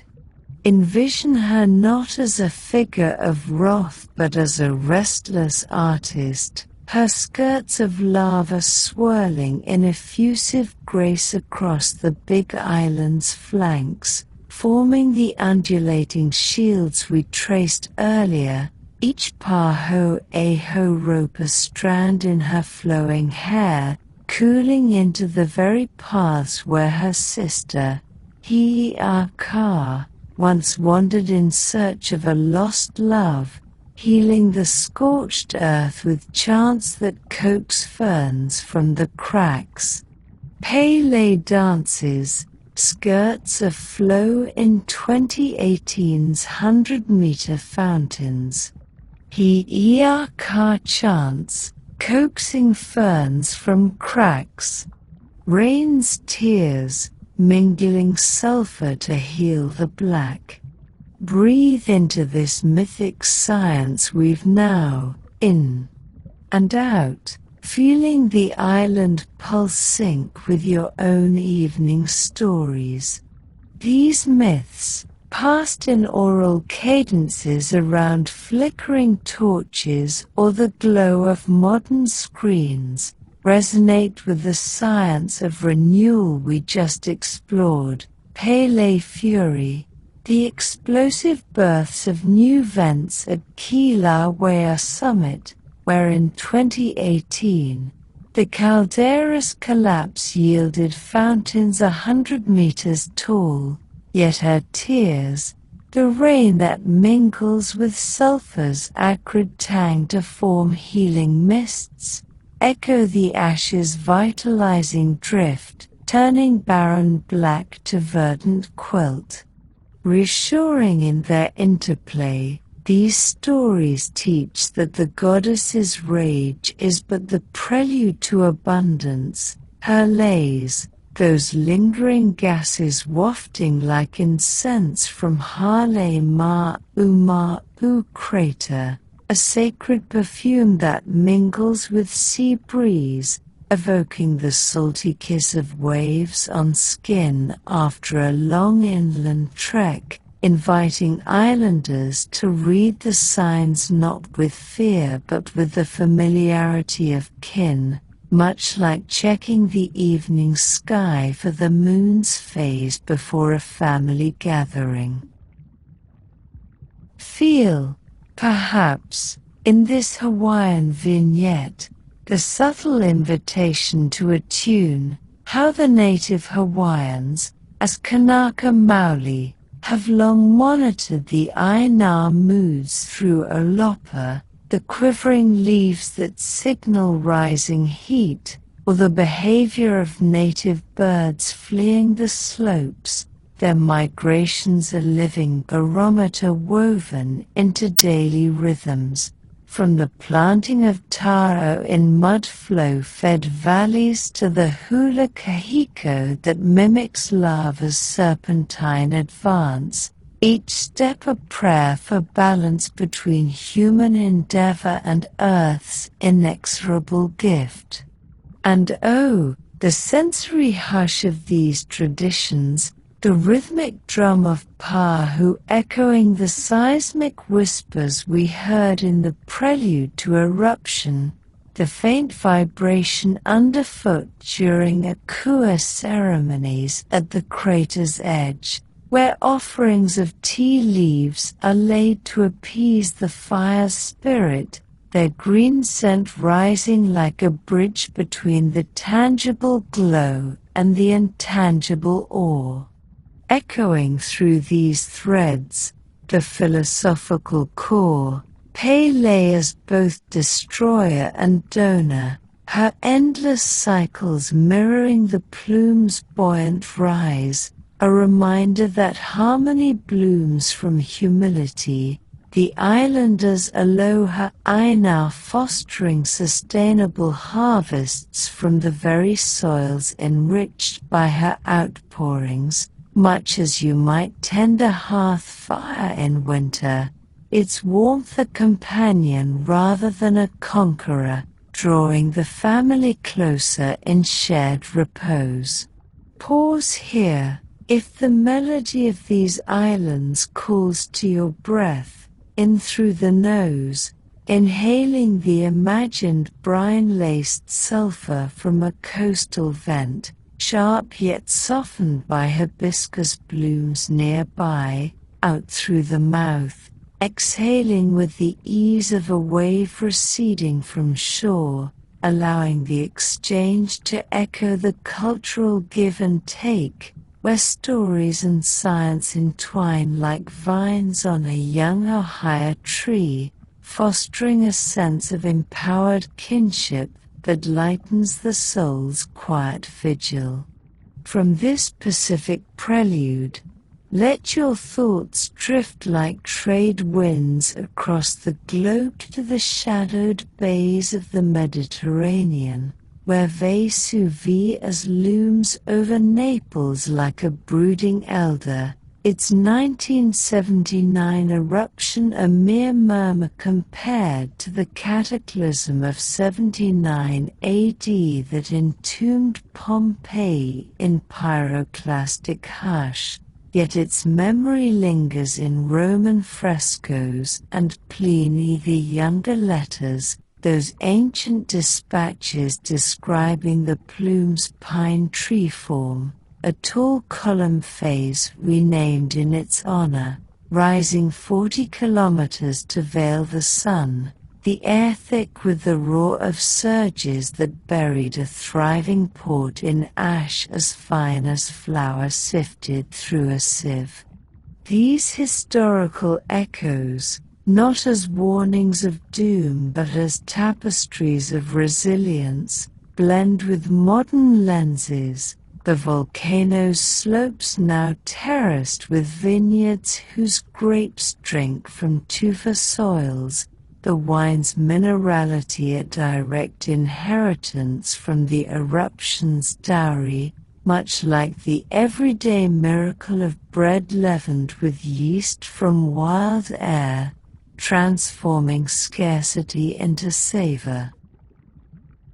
In the vignettes of Vesuvius' shadowed memory, the voices of the ancients speak through archaeological whispers, mosaics of fish frozen mid-swim in villas, bread loaves carbonized yet intact in ovens, testaments to a life intertwined with the mountain's breath, where Volcano, the Roman forge god, hammered thunder from his anvil within, his sparks the incandescent chunks that arc like festival fireworks gone awry.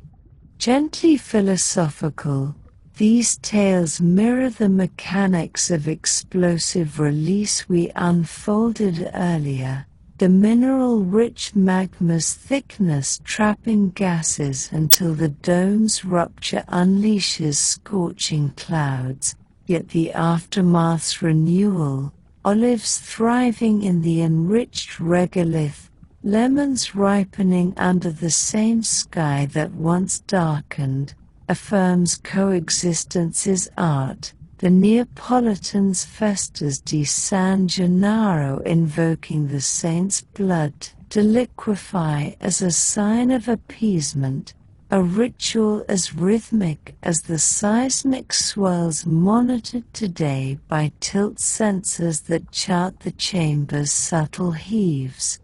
Sensory prompts abound here, the imagined acrid bite of sulfur mingling with espresso's roast from a cafe copyright overlooking the bay, the faint tremor during a summer siesta vibrating through flagstone floors like a distant heartbeat, evoking the shared human wonder of living cheek by jowl with such a sentinel, where humility tempers ambition, and the horizon's curve reminds that the earth's lessons are etched in both ruin and rebirth, much as a well-worn journal holds the scars of spilled ink alongside the poetry that followed.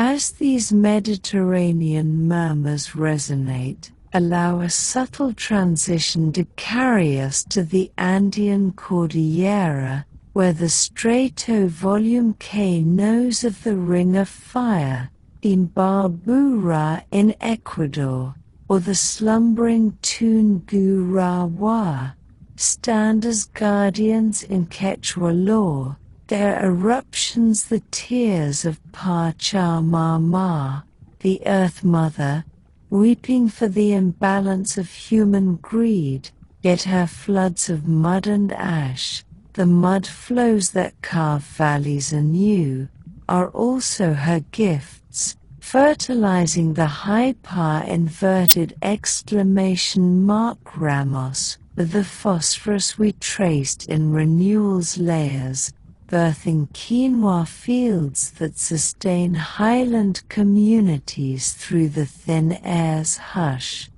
Vignettes here interconnect indigenous wisdom with contemporary vigilance, the Quechua people reading the condor's flight patterns or the sudden silence of coqui frogs as harbingers of rising plumes, their knowledge passed in mingas, communal labors where families reinforce homes with bamboo against future flows, blending seamlessly with satellite imagery that tracks gas emissions from Quito's observatories, a vigilant companionship that turns peril into partnership, much like neighbors sharing tools over a fence, each contribution strengthening the whole. Reassuringly, these stories uplift the volcano as teacher of harmony. Tungurahua 2006 Awakening, a column of lightning-veined ash that rained tephra for days, prompting evacuations guided by both elder songs and seismic apps, the aftermath seeing schools rebuilt in safer vales, their playgrounds now ringed by eucalyptus that drink from the mud flow's legacy, evoking the coziness of a community hearth where tales of the mountain's moods draw children close, their laughter a counterpoint to the rumbles that shape their world. Breathe into this Andean affirmation, if it stirs the quiet corners of your repose, in through the nose, drawing the crisp, herbal tang of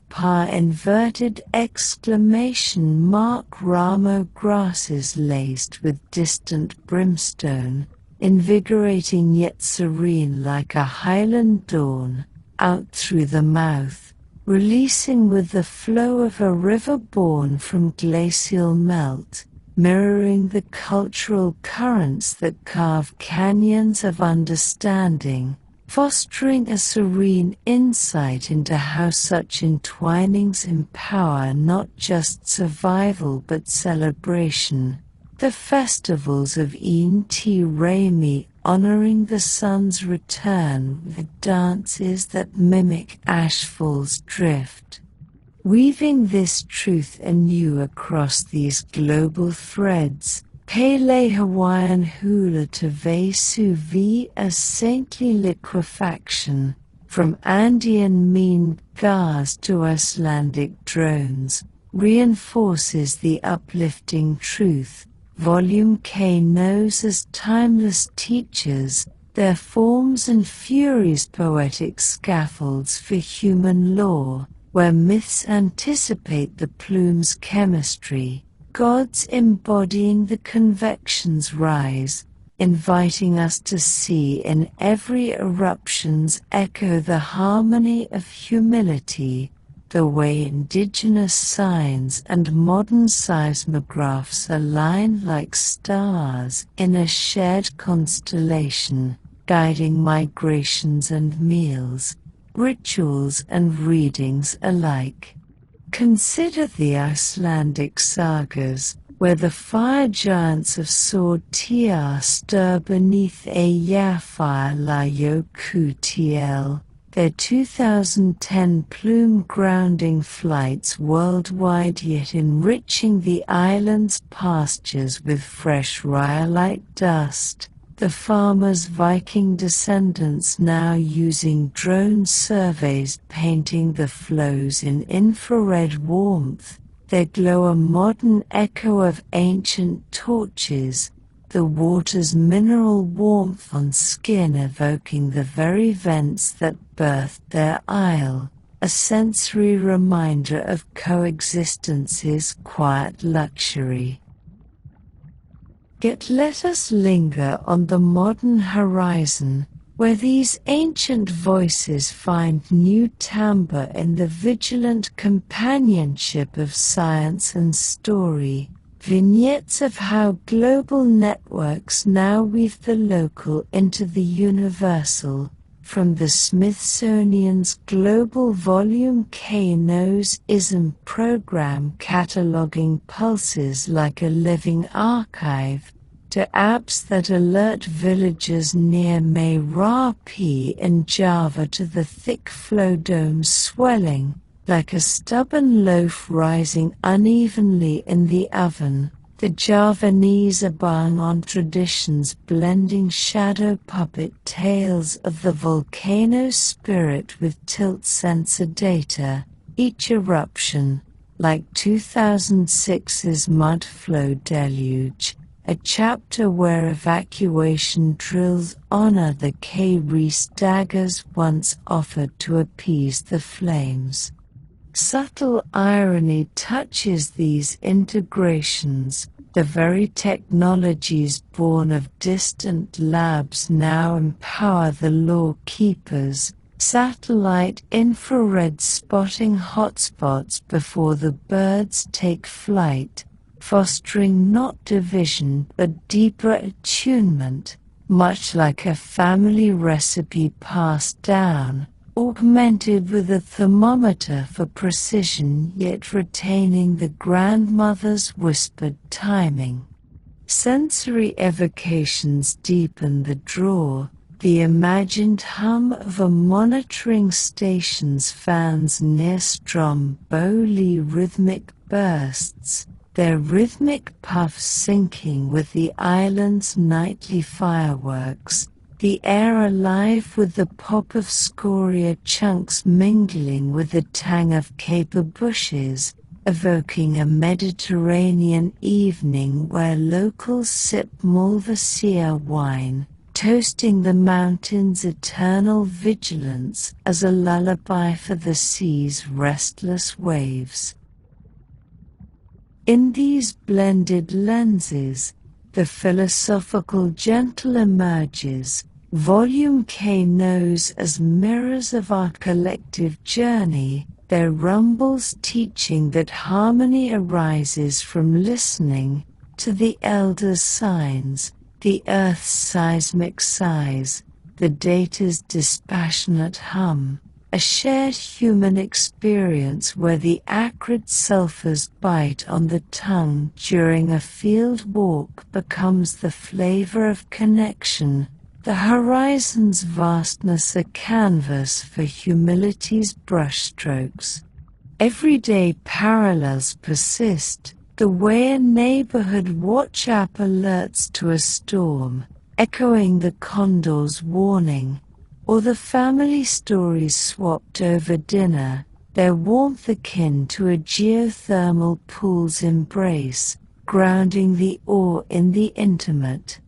And across the vignettes, from Pele Hawaiian hula to Vesuvius saintly liquefaction, from Andean mean gas to Icelandic drones, Repetition underscores the uplifting arc, timeless teachers fostering not fear but fellowship, their lessons in letting go and leaning in. The fire's ferocity a forge for the spirit's enduring song.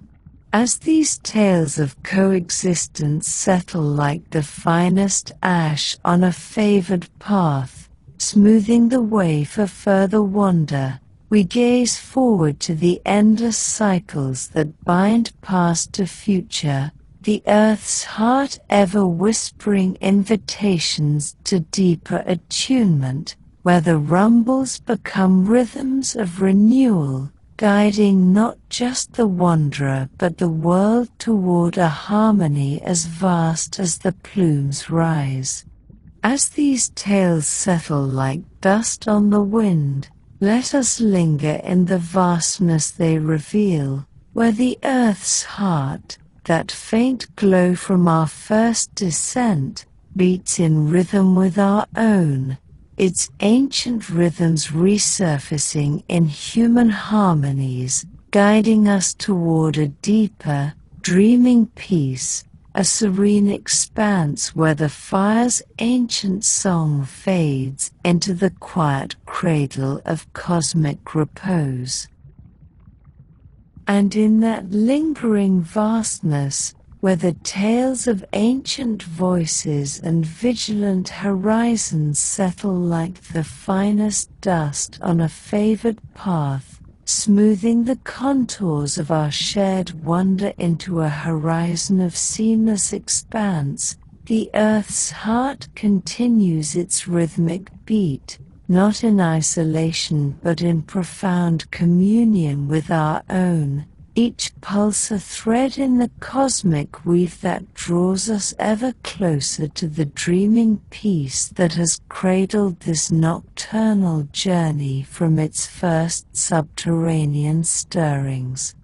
Feel, if the hush of this moment invites, the subtle synchronization within you, as if the faint glow we glimpsed at the outset, that warming ember rising from beneath your feet, now resonates through the entirety of your being, a gentle current that carries not just the echoes of plumes and plates, of flows and renewals, but the broader symphony of a planet alive with purpose, its ferocity not a storm to weather but a cradle for the fragility we all hold dear. Here, in the reflective close of our wander, we embrace the eternal breath of volcanoes, those cosmic sculptors whose whispers have shaped not merely the land we tread but the very possibility of life itself, inviting us to see in their endless cycles the quiet empowerment that blooms from flux, much like the soft unraveling of evening's veil, where the day's hidden strengths emerge to guide us into restorative repose. Let us unfold this final vignette episodically, then, beginning with the grander canvas upon which these fiery artisans have painted across eons, their outpourings not random strokes, but deliberate acts of planetary nurture, forging the continents that cup our oceans and the soils that feed our roots, a legacy as vast and reassuring as the night sky's unhurried turn. Consider the basaltic floods of the past, those immense plateaus like the Columbia River basalts in the American Northwest, layered over 80 million years ago in pulses that covered 160,000 square kilometers. Their lavas, fluid and forgiving, much like the honeyed spreads of shield forms we traced earlier, trapping the atmosphere's carbon in mineral bonds, drawing down greenhouse warmth to temper the globe's youthful fevers, a subterranean kindness that stabilized climates for the rise of forests and families alike. These were the Earth's early exhalations, born of the same convective loops that stirred our descent into the mantle, plumes rising like patient fingers to pierce the crust at divergent seams, birthing mid-ocean ridges that have extended the seafloor at rates akin to your fingernails' growth, each centimeter a gift of new real estate where hydrothermal vents now whisper the building blocks of life, methane and hydrogen sulfide fueling the first microbial feasts, echoes of a primordial soup that mirror the kitchen's simple alchemy of broth simmering on low, where humble ingredients yield the sustenance of seasons. Reassuring in their scale, these cosmic sculptings remind us that Volume K are not interlopers in a serene world, but its steadfast architects, their ferocity the forge for habitability, scattering the phosphorus that bones our bodies and the potassium that greens our fields, interconnecting the core's defiant warmth with the canopy's verdant hush in a web of ripple effects that spans from abyssal oases to alpine meadows. Pause for a breath here. If the immensity calls to align your own rhythm, in through the nose, drawing the imagined depth of oceanic brine laced with the faint, metallic tang of vent plumes, invigorating yet vast like the sea's endless horizon, out through the mouth, exhaling with the slow seep of lava cooling into pillow forms, allowing the exchange to echo the planet's patient exhale, sensing a serene insight that what we perceive as upheaval is but the breath of creation, lightening the spirit toward deeper tranquility. Such alignment, woven through repetition of the pulse motif from our opening glow, underscores the gently philosophical heart, Earth's ferocity as cradle for fragility, the explosive veils that once chilled the Permian twilight now archived in Antarctic ice cores as merciful moderators, their sulfur aerosols a global parasol that has, time and again, granted reprieve to overheating realms, much as a shaded bower on a summer's day invites the weary to rest. Its leaves a tender shield against the unrelenting sun. And in this nurturing, a subtle irony graces the tale, the very mountains that command our awe, like the Deccan traps whose outpouring 66 million years past reshaped the subcontinent's spine, were once liquid veils that darkened skies, yet enriched the basalts into black soils teeming with spice and silk, their legacy the cradle of civilizations that ponder the stars, reminding us that from the depths of pressure blooms the expanse of possibility, a shared human experience where our own inner forges, those quiet build-ups of resolve, yield not rupture but revelation, emerging stronger in the light of what follows.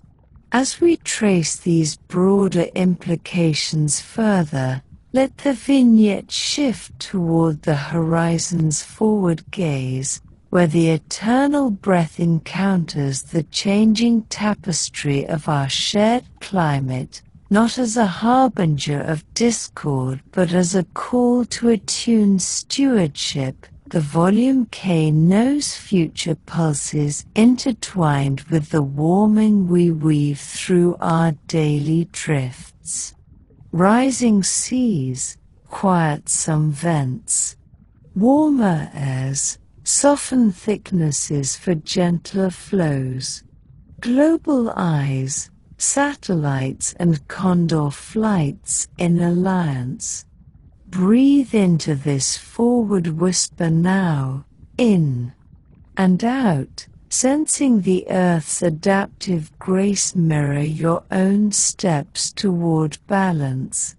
Envision the submarine realms once more, those rift-born vents where effusive basalts continue their submarine cascades, yet rising sea levels, swollen by glacial sighs, may submerge island arcs, altering the subduction's grind than the magma's brew, potentially quieting some sentinels while awakening others in compensatory grace, much like the way a river, dammed in one bend, finds fiercer flow in the next, its course a model for adaptation's quiet art.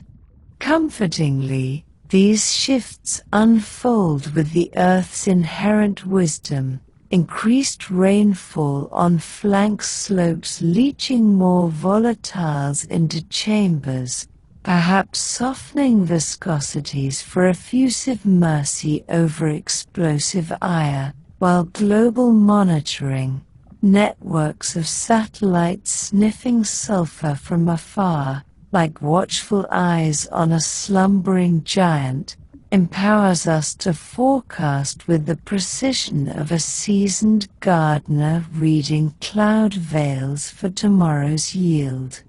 In a warming world, the geothermal gifts amplify, Iceland's ridges harnessing magma's heat for clean cascades that light homes without the fossil's shadow, or the Philippines' Mayan channeling its andesitic grace into community alerts that blend ancestral bird omens with apt chimes, turning potential peril into proactive poetry, an everyday echo of preparing a storm lantern before the thunder rolls, its glow a beacon of preparedness that calms the eve. Such forward whispers invite a profound, interconnected wonder, do they not? The plumes rise, once solitary, now dances with our emissions, carbon's atmospheric veil potentially fluxing the mantle's melt points, yet the volume K knows respond in kind, their eruptions, fewer in frequency but perhaps grander in veil, offering natural draws on the excess. Ash falls phosphorus a boon to depleted oceans where phytoplankton bloom to sequester the surplus warmth, ripples cascading from Kamchatka's Kurile arcs to the Amazon's rain-veiled canopies, all underscoring the philosophical tie, embracing inner eruptions with grace, where our personal tempests, the surges of doubt or change, find equilibrium not in resistance but in release, much like the Earth's self-correcting sighs, fostering resilience in the fragile forms we cherish, from coral reefs nursed by vent minerals to the quiet gardens of our backyards, where volcanic rock mulches coax reluctant blooms. Echoing through this uplift, the cycles of flux as cradles, the core's iron heart sinking with our own interplanetary heartbeat that has outlasted ice ages and hothouse dawns, its lessons motivational in their serenity, to lean into the rhythm, attuning our steps to the seismic hush, where the horizon's curve promises not finality but forever's gentle unfold. Breathe into this cosmic communion now, if the invitation lingers in the softening hush, in through the nose, inhaling the imagined vastness of stratospheric ash drifts, cool and diaphanous like a veil of morning mist over a sleeping valley, out through the mouth, exhaling with the imagined flow of a distant lava river, its liquid amber yielding to stone's patient hold, allowing the body's own currents to mirror the mantle's loops, a harmonious turnover that invites the mind to settle deeper into the night's welcoming arms. For in these reflective syntheses, Volume K knows emerge as more than geological kin. They are mirrors to the soul's quiet places, their chambers amber glow a metaphor for the inner reservoirs where dreams take molten form, gathering buoyancy amid life's pressures to rise not in storm but in empowered emergence, much as the guided pauses throughout our journey have aligned your breath with the earth's unhurried grace. Each inhale a plume's tentative ascent, each exhale the renewal's verdant sigh.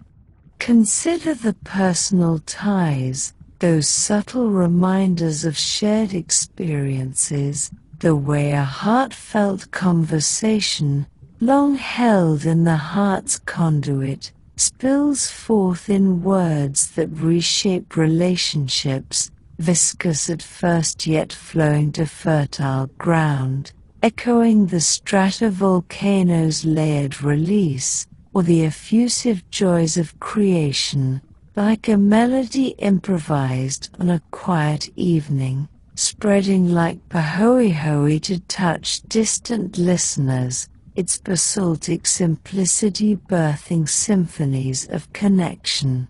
Yet let us weave deeper into the philosophical embrace, vignettes of how this eternal breath fosters not just planetary life but the fragility's tender bloom, from the microbial mats in Yellowstone geothermal hush, where extremophiles thrive in acid pools at 90 degrees Celsius, their enzymes a blueprint for resilient biochemistries, to the avian choruses in new regreened craters, warblers nesting in ash-amended thickets that pulse with the island's seismic cadence, each triller note in the biosphere's grand refrain.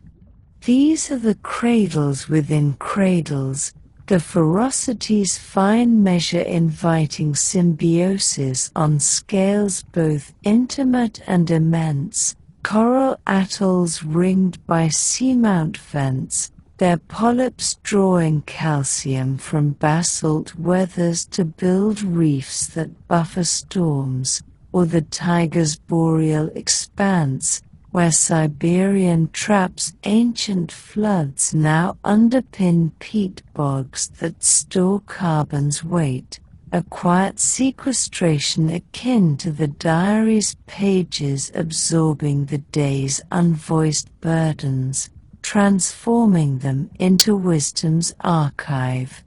In quiet reflection, these bonds affirm, the explosive's veil, so fleeting in its fury, endures in the diamond clarity of ice cores that chronicle climates, or the gold veins precipitated in hot springs, Earth's alchemical dowry that has funded explorations and empathies alike, reminding us that from the core's defiant warmth flows the gold of golden hours, those liminal twilights where reflection ripens into resolve.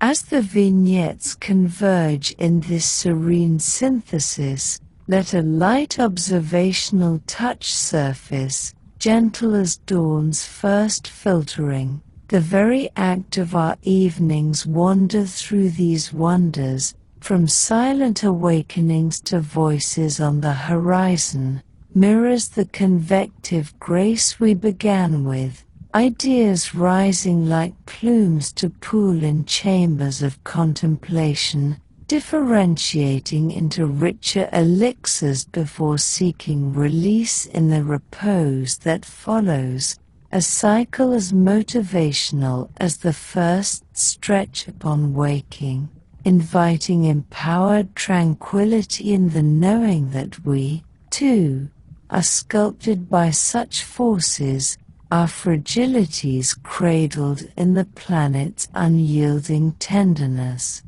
Everyday echoes abound to ground this awe, the backyard fire pit's embers, their glow a microcosm of Maunu lower shields, warming hands while stories circle like trade winds, or the spice rack's chili flakes, born of Andean soil's mud flow kissed, adding fire to meals that gather loved ones, a flavorful nod to Pachamama gifts. Rhetorical whispers invite subtle engagement. What inner plume stirs in you now, buoyed by this shared pulse, ready to flow into tomorrow's light? While vivid sensory descriptions evoke the wonder, the imagined steam of a geothermal soak, mineral-rich and enveloping like a weighted blanket on restless nights, the faint rumble of a distant caldera refill, vibrating through the chest like a bass note in a symphony's close, fading to the hush of stars wheeling overhead. In this interconnected expanse, the future's pulses emerge not as enigmas but as invitations to harmony, where rising seas may quiet some vents yet amplify others' songs, climates weave prompting us to attune with the vigilance of condor flights and satellite gazes, fostering not separation but deeper alliance. Carbon captures in basalt vaults off Iceland's coasts, or reforestation on Deccan's flanks drawing down the excess with leaves that whisper of renewal's reach.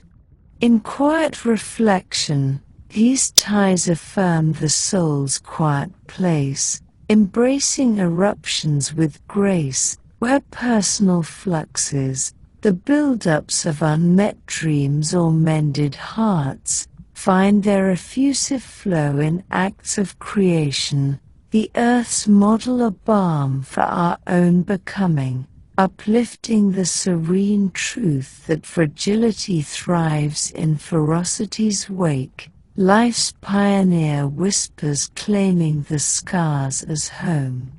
Repetition seals this insight, the pulse that began our tale, that faint glow beneath, now envelops us whole, a current of wonder that interconnects core to canopy, myth to monitoring, self to soil, in a meditative essay on existence's graceful churn. Breathe once more with this encompassing rhythm, if the close draws you nearer, in through the nose, inhaling the imagined symphony of a global vent chorus, briny and basaltic like the sea's ancient memory stirred by wind, out through the mouth, exhaling into the ambient hush of a world at rest, your form a willing vessel for the turnover, affirmations rising soft as affirmations. You are held in this cradle, empowered by its breath, tranquil in its vastness. And as the final flourishes fade, let the motivational close settle like dew on dawn's first leaf. In this peaceful discovery, the volume K knows eternal breath becomes your own quiet compass, guiding through flux to the serenity that awaits, where every tremor teaches trust, every renewal reminds of your resilience, inviting you to carry this interconnected glow into the dreams that bloom beyond the veil, knowing your own breath, too, cradles such quiet wonders. And so, in this shared silence, the earth's whispers become yours, a gentle current carrying you into restful dreams.